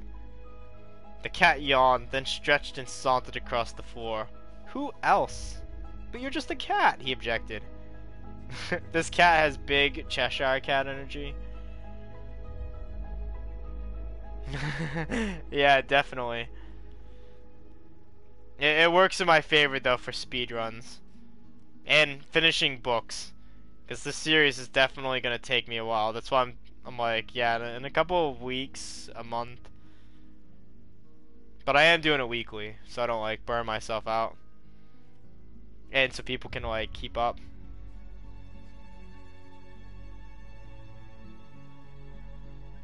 The cat yowled and stalked back to him. It jumped on his chest and crouched there. I gotta love when cats do that. Looking at him with gleaming eyes. Eragon tried to sit up, but it growled. Do I look like other cats? No. Then what makes you think I am one? Eragon started to say something, but the creature dug its claws into his chest. Obviously, your education has been neglected. I, to correct your mistake, am a werecat. There aren't many of us left, but I think even a farm boy should have heard of us. I didn't know you were real, said Eragon, fascinated. A werecat! He was indeed fortunate. They were always flitting around the edges of stories, keeping to themselves, and occasionally giving advice. If the legends were true, they had magical powers, lived longer than humans, and usually knew more than they told. Interesting. The werecat blinked lazily. Knowing is independent of being. I did not know you existed before you bumbled in here and ruined my nap. Yet that doesn't mean you weren't real before you woke me. Eragon was lost by its reasoning. I'm sorry I disturbed you? I was getting up anyway, it said. It went back onto the counter and licked its paw. If I were you, I wouldn't hold on to that rod much longer. It's gonna shock you again soon. He hastily put the rod back where he had found it. What is it? A common and boring artifact, unlike myself. But what's it for? Didn't you find out? The werecat finished cleaning its paw, stretching once more, then jumped back up to its sleeping place. It sat down, tucked its paw under its breast, and closed its eyes, purring. I wonder what a purring werecat sounds like. It's probably not as cute as I want to imagine. Wait, what's your name? Said Eragon. One of the werecat's slanted eyes cracked open. I go by many names. If you're looking for my proper one, you have to seek elsewhere. The eye closed. Eragon gave up and turned to leave. However, you may call me Solemnbum. Is he serious? We're gonna call him Solemnbum? Okay, Solemnbum. Sad bum. That's pretty funny. Thank you, said Eragon seriously. Solemnbum's purring grew louder. The door to the shop swung open, letting in a beam of sunlight. Angela entered with a cloth bag full of plants. Her eyes flickered at Solemnbum, and she looked startled. He says you talked with him. You can talk with him too? She tossed her head. Of course, but that doesn't mean he'll say anything back. She set her plants on the counter, then walked behind it and faced him. He likes you. That's unusual. Most of the time, Solemnbum doesn't show himself to customers. In fact, he says that you show some promise. Give it a few years. Right? I know it's great, especially when I'm like actually playing games. I mean, it's great for me reading too, because I definitely light up with this book. This is my favorite book, so it brings me great joy. When I'm laughing out loud, I'm actually thinking things are pretty damn funny. I'm not just laughing so you guys know it was a joke. It's not like, you know, when you see the sitcoms and they're like, ha ha ha ha ha ha ha. No, I'm actually really enjoying the book that much.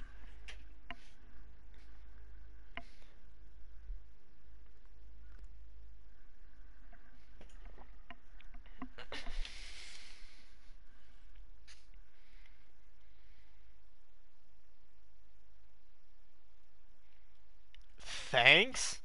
It's a compliment, coming from him. You're only the third person to come in here who has been able to speak with him. The first was a woman, many years ago. The second, a blind beggar. And now you. But I don't run a store just so I can prattle on. Unlike myself. Is there anything you want? Or did you only come to look? Just a look, said Eragon, still thinking about the werecat. Besides, I don't really need any herbs. You listening? I appreciate it. That's really the most you can do. Comment on my bizarre voice acting and possibly the slightly more bizarre script.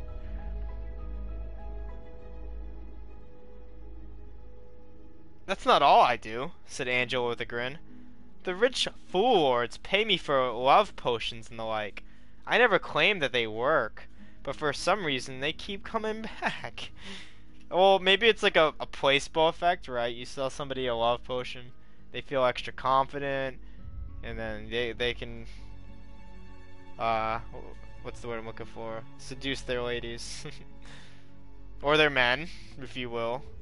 You know, depending on who's buying these potions. But I don't think you need these chicaneries. Would you like your fortune told? I'd do that too. For all the rich fool ladies. Eragon's like, do I look rich, foolish, or like a lady? Eragon laughed. No, I'm afraid my fortune is pretty unreadable, and I don't have any money. Angela looked at Solemnbum curiously. I think, she gestured at the crystal ball resting on the counter. That's only for show anyway. It doesn't do anything. But I do have... Wait here. I'll be right back. She hurried into a room at the back of the shop. She came back, breathless, holding a leather pouch, which she set on the counter. I haven't used these for so long, I almost forgot what they were, or where they were. Now, sit across from me, and I'll show you why I went to all this trouble. Eragon found a stool and sat. Solemnbum's eyes glowed from the gap in the drawers. He likes vibing in the drawers. Fair enough. Sounds like cat things. Angela laid a thick cloth on the counter, then poured a handful of smooth bones, each slightly longer than a finger, onto it. Runes and symbols were inscribed along their sides. These, she said, touching them gently, are the knuckle bones of a dragon. Don't ask where I got them. It is a secret I won't reveal. But unlike tea leaves, crystal balls, or even divining cards, these have real power. They do not lie, though understanding what they say is complicated. If you wish, I will cast and read them for you. But understand that to know one's fate can be a terrible thing. You must be sure of your decision. I mean, yeah, that's a pretty heavy question. Eragon looked at the bones with a feeling of dread. There lies what was once of Saphira's kin. To know one's fate.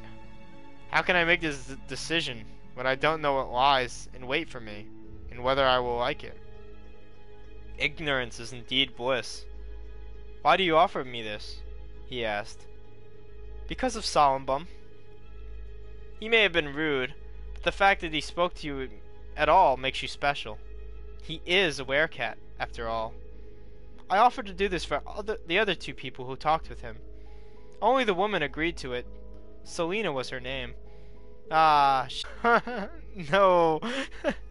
Why did she have to add that? She's like, to be honest, that didn't go well. Her fortune was bleak and painful. I don't think she believed it. Not at first. Emotion overcame Eragon, bringing tears to his eyes. Selena, he whispered to himself. That was his mother's name. Could it have really been her? Was her destiny so horrible that she had to abandon me? Do you remember anything about her fortune? He asked, feeling sick.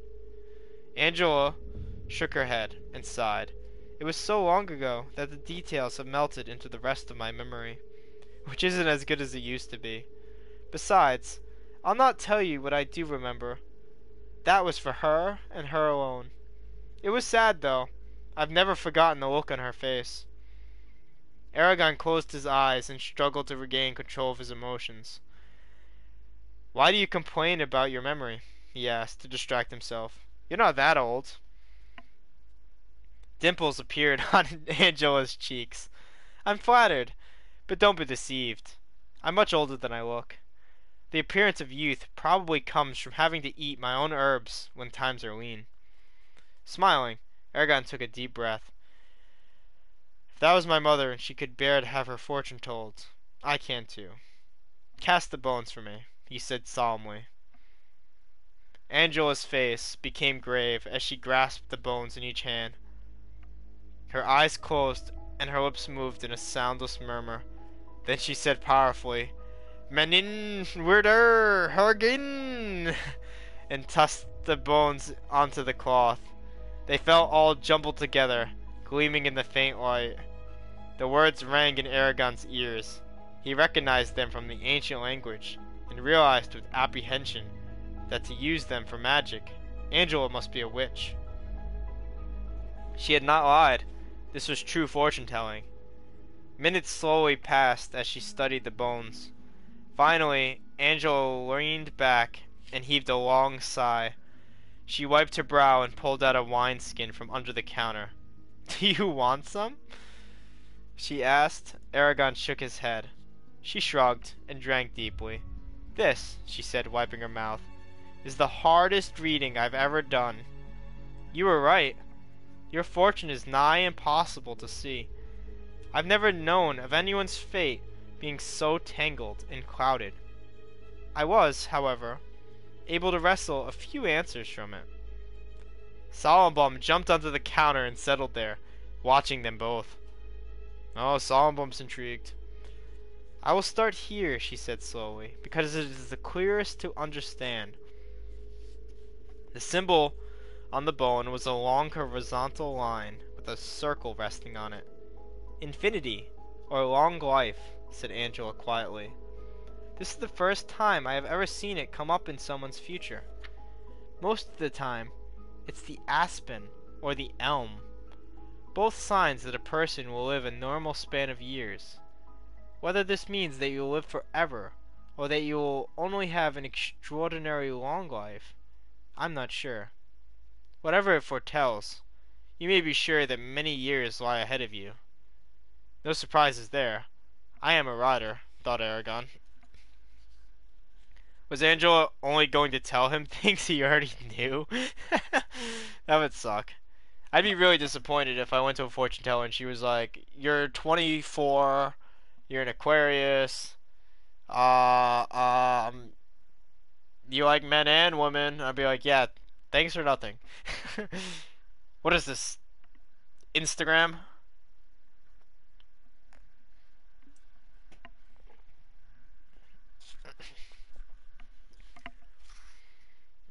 But yeah, I'm gonna assume that Aragon's got more to learn here. Now, the bones grow harder to read, as the rest are in a confused pile. Angela touched 3 of them. Here, the wandering path, a lightning bolt, and sailing ship all lie together. A pattern I've never seen, only heard of. The wandering path shows that there are many choices in your future, some of which you face even now. I see great battles raging around you, some of them fought for your sake. I see the mighty powers of this land struggling to control your will and destiny. Countless possible futures await you, all of them filled with blood and conflict. But only one will bring you happiness and peace. Beware of losing your way, for you are one of the few who are truly free to choose their own fate. That freedom is a gift, but is also a responsibility more binding than chains. Then her face grew sad. And yet, as if to counteract that, here is the lightning bolt. It is a terrible omen. There is a doom upon you, but of what sort I know not. Part of it lies in a death, one that rapidly approaches and will cause you much grief. But the rest awaits in a great journey. Look closely at this bone. You can see how it ends on that of the sailing ship. That is impossible to misunderstand. Your fate will be to leave this land forever. Where you will end up, I know not, but you will never again stand in Allegasia. This is inescapable. It will come to pass, even if you try to avoid it." Her words frightened Eragon. Another death! Who must I lose now? His thoughts immediately went to Roran. Then he thought about his homeland. What could even force me to leave? And where would I go? There are lands across the sea, to the east. Only the elves know of them. Angela rubbed her temples and breathed deeply. The next bone is easier to read and perhaps a bit more pleasant. Eragon examined it and saw a rose blossom inscribed between the horns of a crescent moon. Angela smiled and said, "An epic romance is in your future. Extraordinary, as the moon indicates, for that it is a magical symbol, and strong enough to outlast empires. I cannot say if this passion will end happily, but your love is of noble birth and heritage. She is powerful, wise, and beautiful beyond compare." See, that's a pretty good reading. Finding out your future boo is powerful and wise, you're like, yeah, thank you. I don't regret becoming here, even though I got some death coming up in my future. I'm gonna look forward to the beautiful wise lady. Of noble birth, thought Eragon in surprise. How could that ever happen? I have no more standing than the poorest of farmers. Now, for the last two bones. She rolled a lot more bones than I thought. The tree and the hawthorn root, which cross each other strongly. I wish that this were not so. It can only mean more trouble, but betrayal is clear, and it will come from within your family. Roran wouldn't do that, objected Eragon abruptly. I wouldn't know, said Angela carefully, but the bones have never lied, and that is what they say. Doubt wormed into Eragon's mind, but he tried to ignore it. What reason would there ever be for Roran to turn on him? Angela put a comforting hand on his shoulder, and offered him the wineskin again. This time, Eragon accepted the drink, and made him feel better. After all that, death might be welcome, he joked nervously. Betrayal from Roran? It couldn't happen. It won't. It might be, said Angela solemnly, then laughed slightly. But you shouldn't fret about what has yet to occur. The only way the future can harm us is by causing worry. That's some deep thinking. That is so true. I'm gonna get that as a tattoo. The only way the future can harm us is by causing worry. That's some woke statement. I guarantee that you'll feel better once you're out in the sun. Perhaps. Unfortunately, he reflected wryly. Nothing she said will make sense until it has already happened. If it really does, he amended himself. You used words of power, he noted quietly. Angela's eyes flashed. What I wouldn't give to see how the rest of your life plays out. You could speak to werecats, know of the ancient language, have a most interesting future. Also, few young men with empty pockets and rough traveling clothes can be expected to love a noblewoman. Who are you? Eragon realized that the werecat must not have told Angela that he was a rider. He almost said Evan, but then changed his mind and said, I am Eragon. Angela arched her eyebrows. Is that who you are, or your name? Both, said Eragon with a smile, thinking of his namesake. Now I'm all the more interested in seeing how your life will unfold. Who was the ragged man with you yesterday? Eragon decided that one more name couldn't hurt. His name is Brahm. A guffaw suddenly burst out of Angela. Finally, she gasped for breath. Oh, that one. I had no idea. What is it? Demanded Eragon. No, don't be upset, said Angela, hiding a smile. It's only that, well, he's known by those in my profession. I'm afraid that the poor man's doom, or future if you will, is something of a joke with us. Don't insult him. He's a better man than any you could find, snapped Eragon. Peace, chided Angela with amusement. I know that if we meet again at the right time, I'll be sure to tell you about it. But in the meantime you should... She stopped speaking as Solumbum padded between them. The werecat stared at Eragon with unblinking eyes. Yes? Eragon asked, irritated. Listen closely, and I will tell you two things. When the time comes, you need a weapon. Look under the roots. Oh, and you need a weapon. Look under the roots of the Manoa tree. Then, when all seems lost, and your power is insufficient, go to the rock of Kuthian, and speak your name, to open the vault of souls. Before Eragon could ask what Solumbum meant, the werecat walked away, waving his tail ever so gracefully. Angela tilted her heads, tilted her head. Coils of dense hair shadowing her forehead. I don't know what he said, and I don't want to know. He spoke to you and only you. Don't tell anyone else. I think I have to go now, said Eragon. If you want to, said Angela, smiling. You're welcome to stay as long as you like, especially if you buy some of my goods. But if you wish, I'm sure that you've given enough to ponder for a while. Yes, Eragon quickly made his way to the door. Thank you for reading my future. I think. That's in his thoughts. You're welcome, said Angela, still smiling. Eragon exited the shop and stood in the sheep, in the street, squinting until his eyes adjusted to the brightness. It was a few minutes before he could think calmly about what he had learned. He started walking, his steps unconsciously quickening until he dashed out of the room, feet flying as he headed to Saphira's hiding place. He called out to her at the base of the cliff. When they were both safely on the ground, Eragon told her about his day. And so, he concluded, I think Brahm is right. I always seem to be where there's trouble. You should remember what that werecat told you. It's important. How do you know? He asked curiously. I'm not sure, but the names he used to feel powerful. Kuthian, she said, rolling the word around it. No, we should not forget what he said. Do you think I should tell Brahm? It's your choice, but think of this. He has no right to know your future. To tell him of Solomon and his words will only raise questions you may not want to answer. And if you decide to only ask him what those words mean, he will want to know where you learned them. Do you think you can lie convincingly to him? No, admitted Eragon. Maybe I won't say anything. Still, this might be too important to hide. And they sat together, companionably watching the trees until dusk.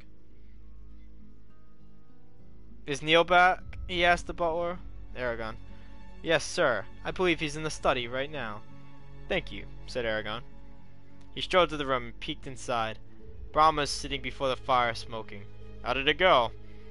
Bloody awful, growled Brahm around his pipe. So you talked to Bran?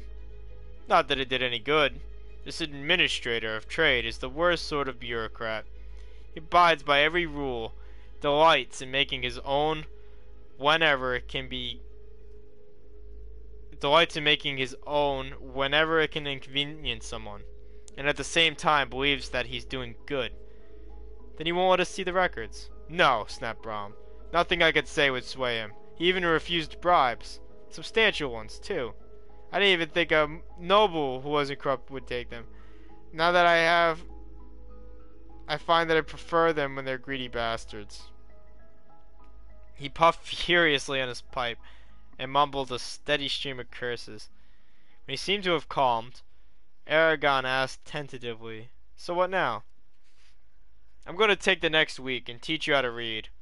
And after that, a smile split Brahm's face. After that, we're going to give Brand a nasty surprise. Eragon postured him for details, but Brahm refused. Dinner was held in the sumptuous dining room. Brahm and Eragon was seated between Geode and Helen, which Eragon felt was a dangerous place to be. Empty chairs were on either side of him, but he didn't mind the space. It helped to protect him from the glaring eyes of the hostess. The food was served quietly, and Geode and Helen wordlessly began eating. Eragon follows, thinking I've had cheerier meals at funerals. And he had, in Carvajal. He remembered many burials that had been sad, but not undully. This was different. He could feel simmering resentment pouring from Helen throughout dinner. Alright, I'm going to read 2 more chapters, but speaking of meals, I am going to take a minute to eat myself, because I am starved. Bear with me just a moment.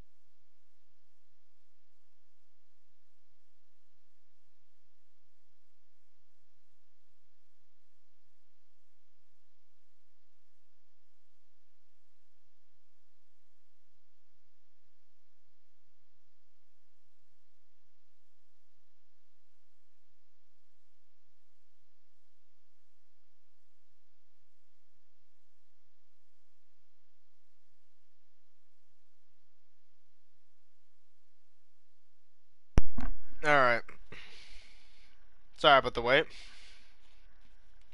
Actually, I think I might just read off with of reading and plots. The chapter after is actually. Hmm. Hmm.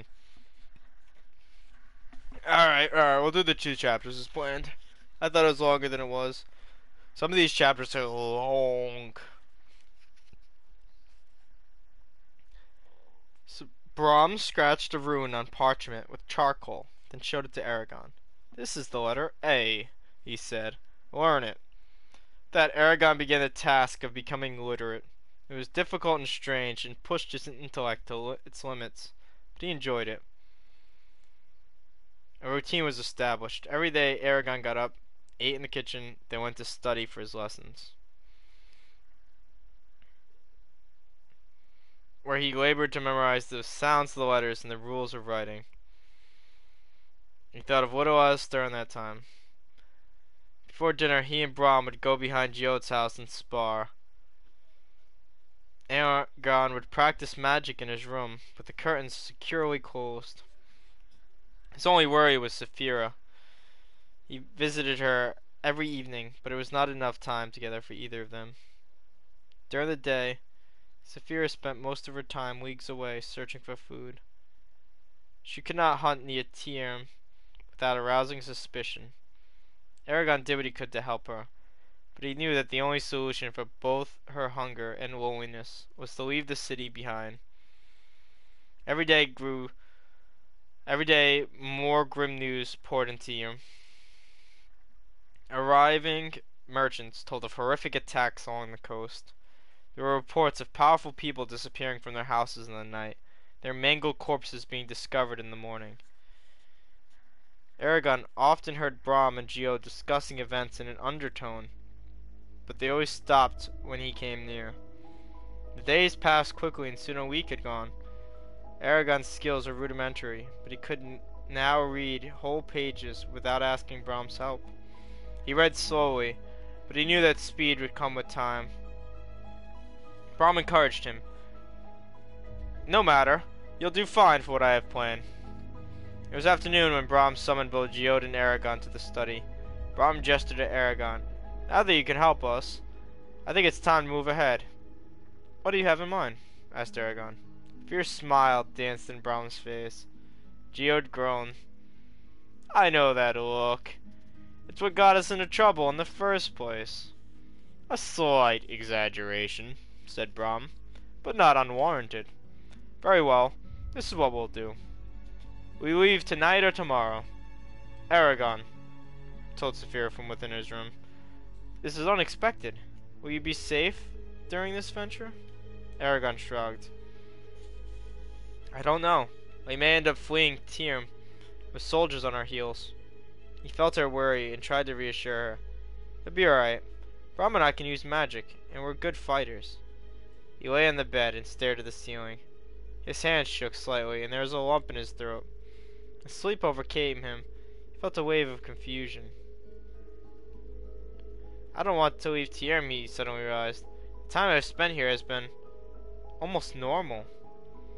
What I would give to not to be uprooting myself again. To stay here and be like everyone else would be wonderful. Then another thought raged him. But I'll never be able to while Saphira is around. Dreams owned his consciousness, twisting and directing it to their whims. At times he quaked with fear, at others he laughed with pleasure. Then something changed. It is as though his eyes had been opened for the first time, and a dream came to him that was clearer than any others. He saw a young woman, bent over by sorrow, chained in a cold, hard cell. A beam of moonlight shone through a barred window set high in the wall and fell on her face. A single tear rolled down her cheek, like a liquid diamond. Eragon rose with a start and found himself crying uncontrollably before sinking back into a pitiful sleep. That's some lucid dreaming, Eragon. Thieves in the castle.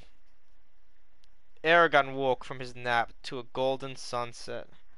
Red and orange beams of light streamed into the room and fell across the bed. They warmed his back pleasantly. making him reluctant to move. He dozed, but the sunlight crept off him, and he grew cold. The sun sank below the horizon, lighting the sea and sky with color. Almost time.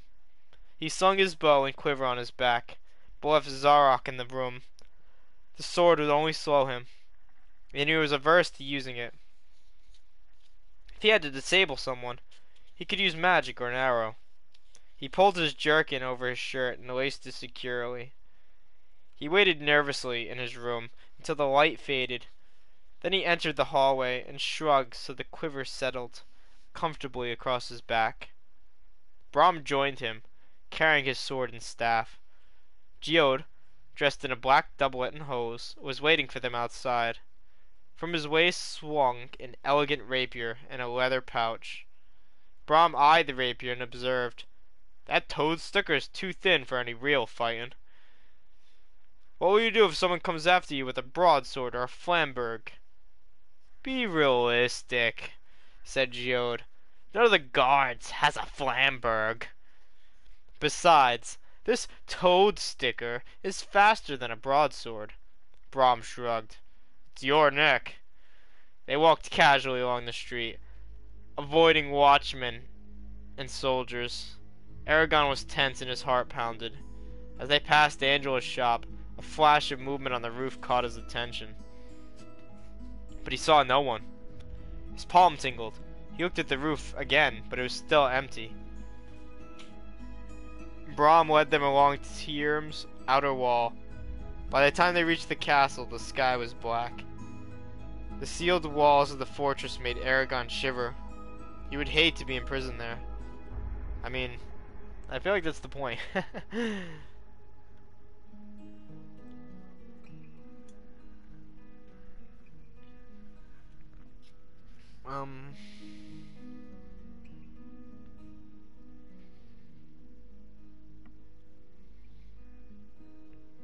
Geode silently took the lead and strode up to the gates, trying to look at ease. He pounded on the gate and waited.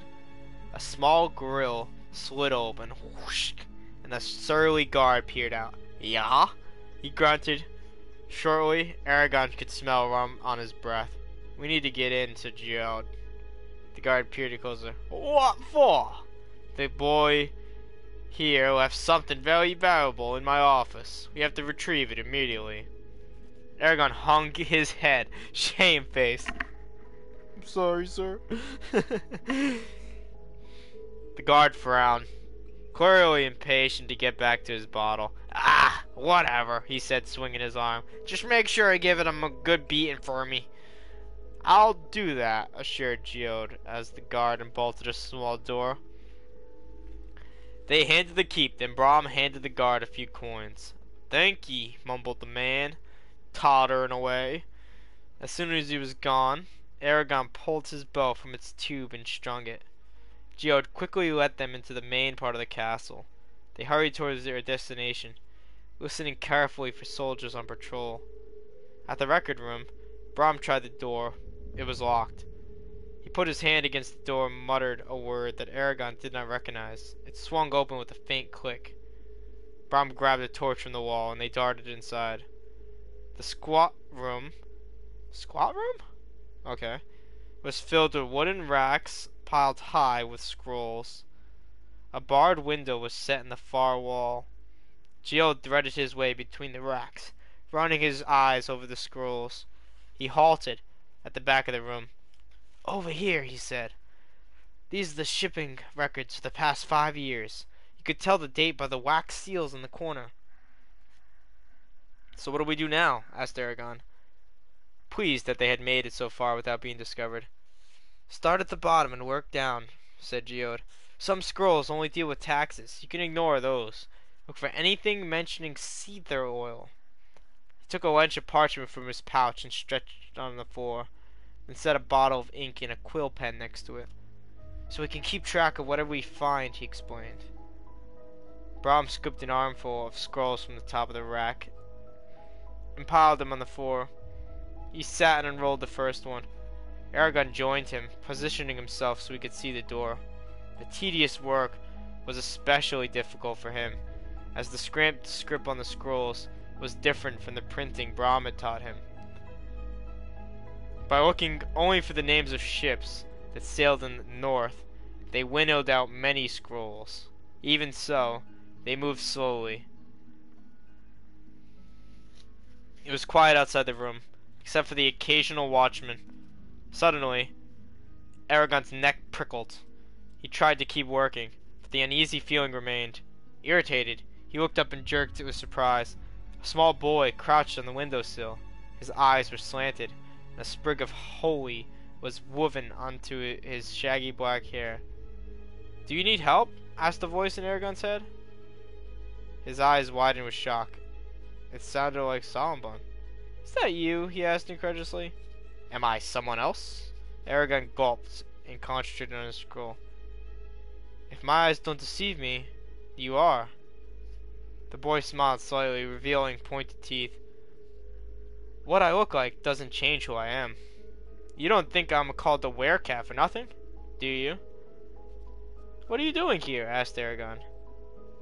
The Werecat tilted his head and considered whether the question was worth an answer. "That depends on what you are doing here. If you are reading those scrolls for entertainment, then I suppose there isn't any reason for my visit.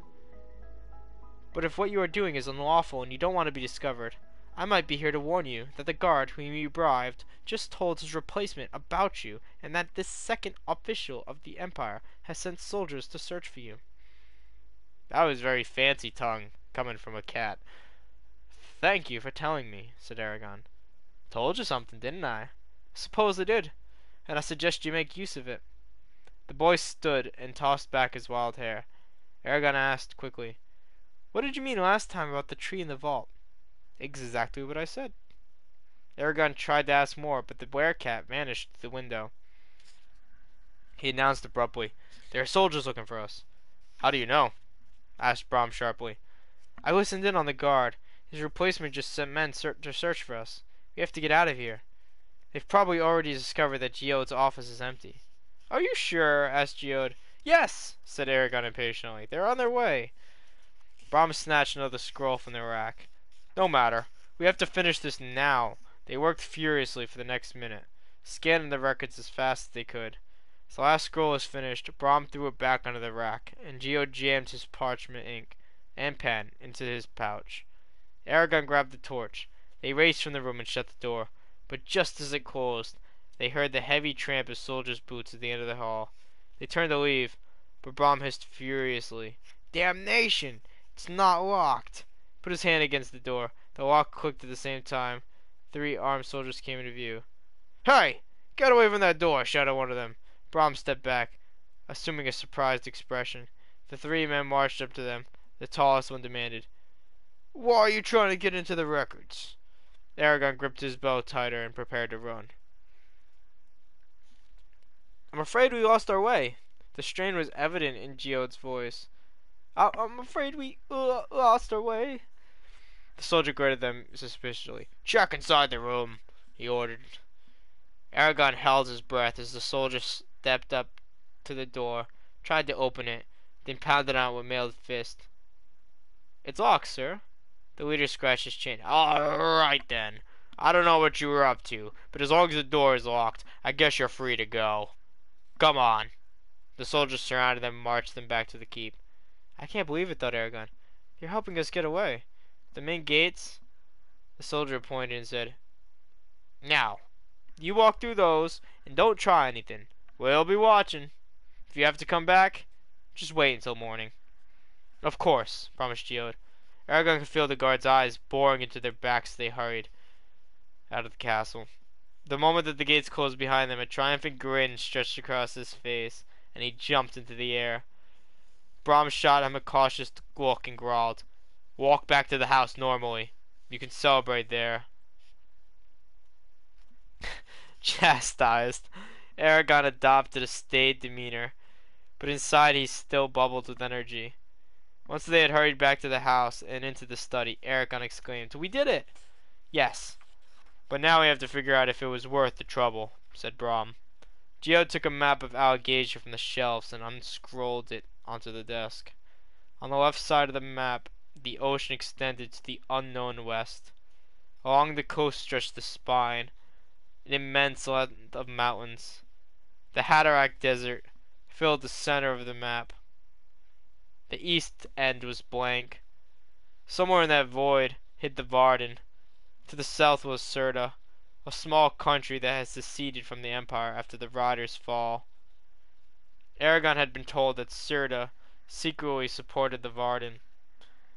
Near Cirta's eastern border was a mountain range labeled Bior Mountains.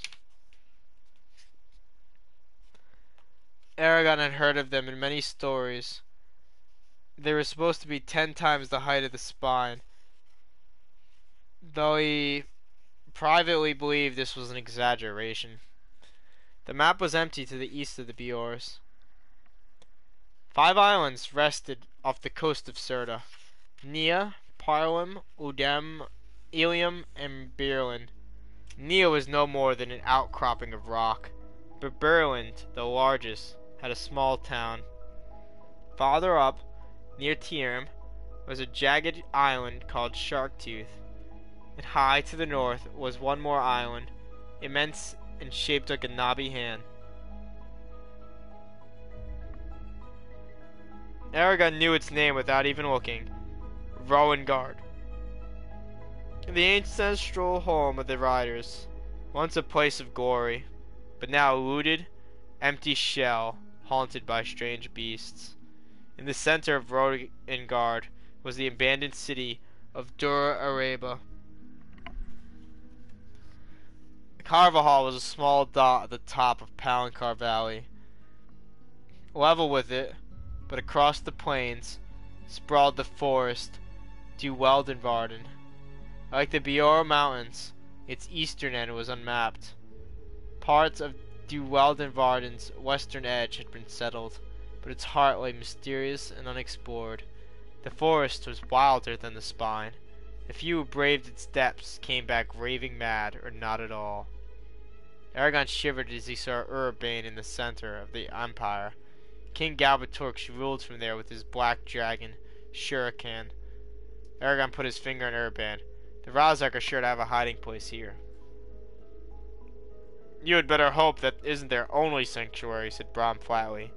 Otherwise, you'll never get near them. He pushed the rustling map flat with his wrinkling hands.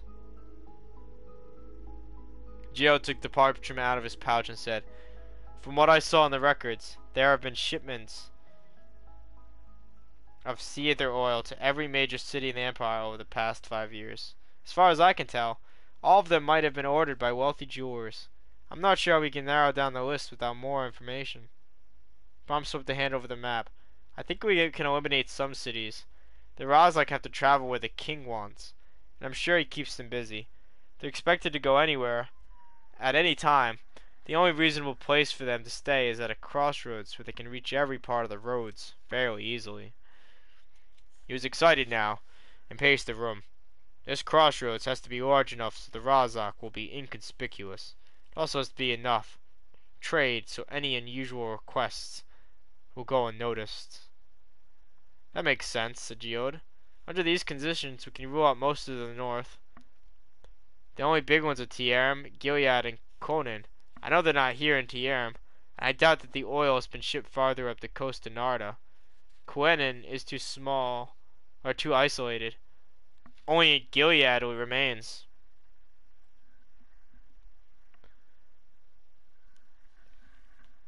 The Razak might be there, conceded Brom. It would have a certain irony. It would at that, Geode acknowledged softly. What about southern cities? Asked Eragon. Well, said Geode, there's obviously Urbane, but that's an unlikely destination. If someone were to die from Seether oil in Galbatorix's court, it'd be too easy for an earl to discover that the Empire had been buying it in large amounts. That still leaves many others, any of which could be the one we want. Yes, said Eragon. The oil wasn't sent to all of them. The parchment only lists Kuasta, Draciliona, Erogs, and Bellatona. Kuasta wouldn't work for the Razak. It's on the coast and surrounded by mountains. Eros is isolated like Kuinin. That leaves Bellatona and Draciliona, which are rather close together. Of the two, I think Draciliona is the likelier. It's larger and better suited. And that's where nearly all the goods of the Empire passed through, including TM, said Geode. Would be a good place for the Razak. So, Drasleona, said Brom, as he lit his pipe. What do the records show? Geode looked at the parchment. Here it is. At the beginning of the year, 3 shipments of cider oil were sent to Drasleona. Each shipment was only 2 weeks apart. The records say they were all transported by the same merchant. The same thing happened last year and the year before that. Without any one jeweler, or even a group of them, has the money for so much oil. What about Gilead? Asked Brom, raising an eyebrow. It doesn't have the same access to the rest of the Empire. And? Joe had tapped the parchment. They've only received the oil twice in recent years. He thought for a moment, then said, Besides, I think we forgot something. Helgren. Ah, yes, the Dark Gates. It's been many years since I've thought of it. You're right. That would make Drasleona perfect for the Razak. Brom nodded. I guess it's decided then. That's where we'll go. Eragon sat abruptly, too drained of emotion to even ask what Helgren was. I thought I'd be happy to resume the hunt. Instead, I feel like an abyss has opened up before me. Drasleona. It's so far away. The parchment crackled as Geode slowly rolled up the map.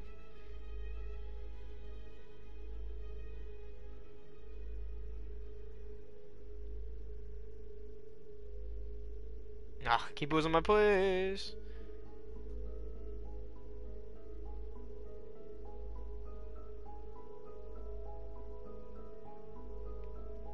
You'll need this.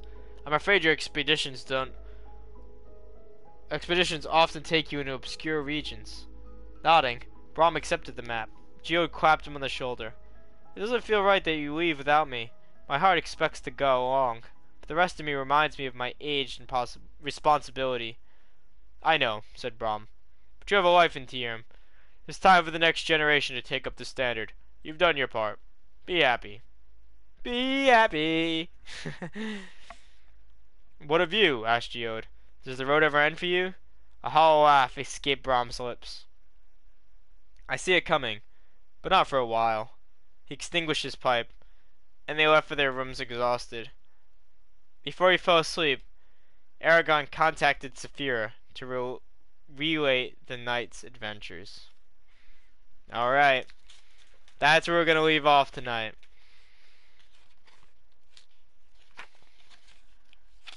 And I'm also going to show you guys a grand picture of Elagasia.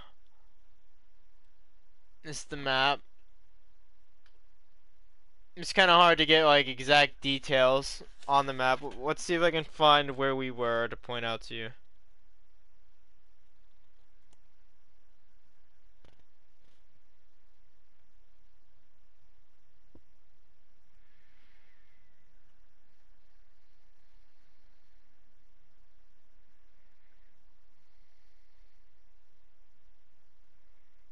I can't find it.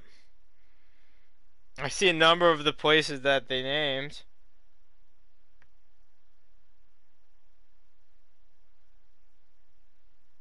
Tiram, where is it? Where are you, Tiram?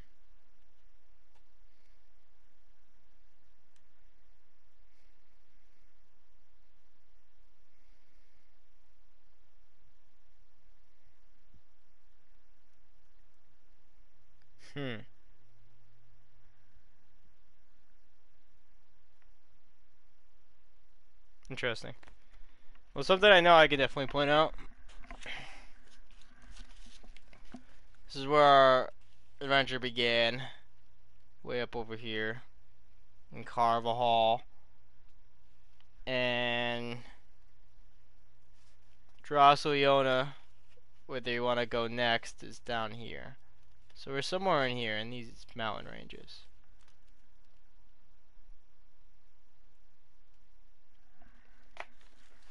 Okay, well with that, I am gonna find another streamer to leave you wonderful people with. I hope you enjoy their company as much as moi. And I'll be back on tomorrow with some Assassin's Creed Brotherhood.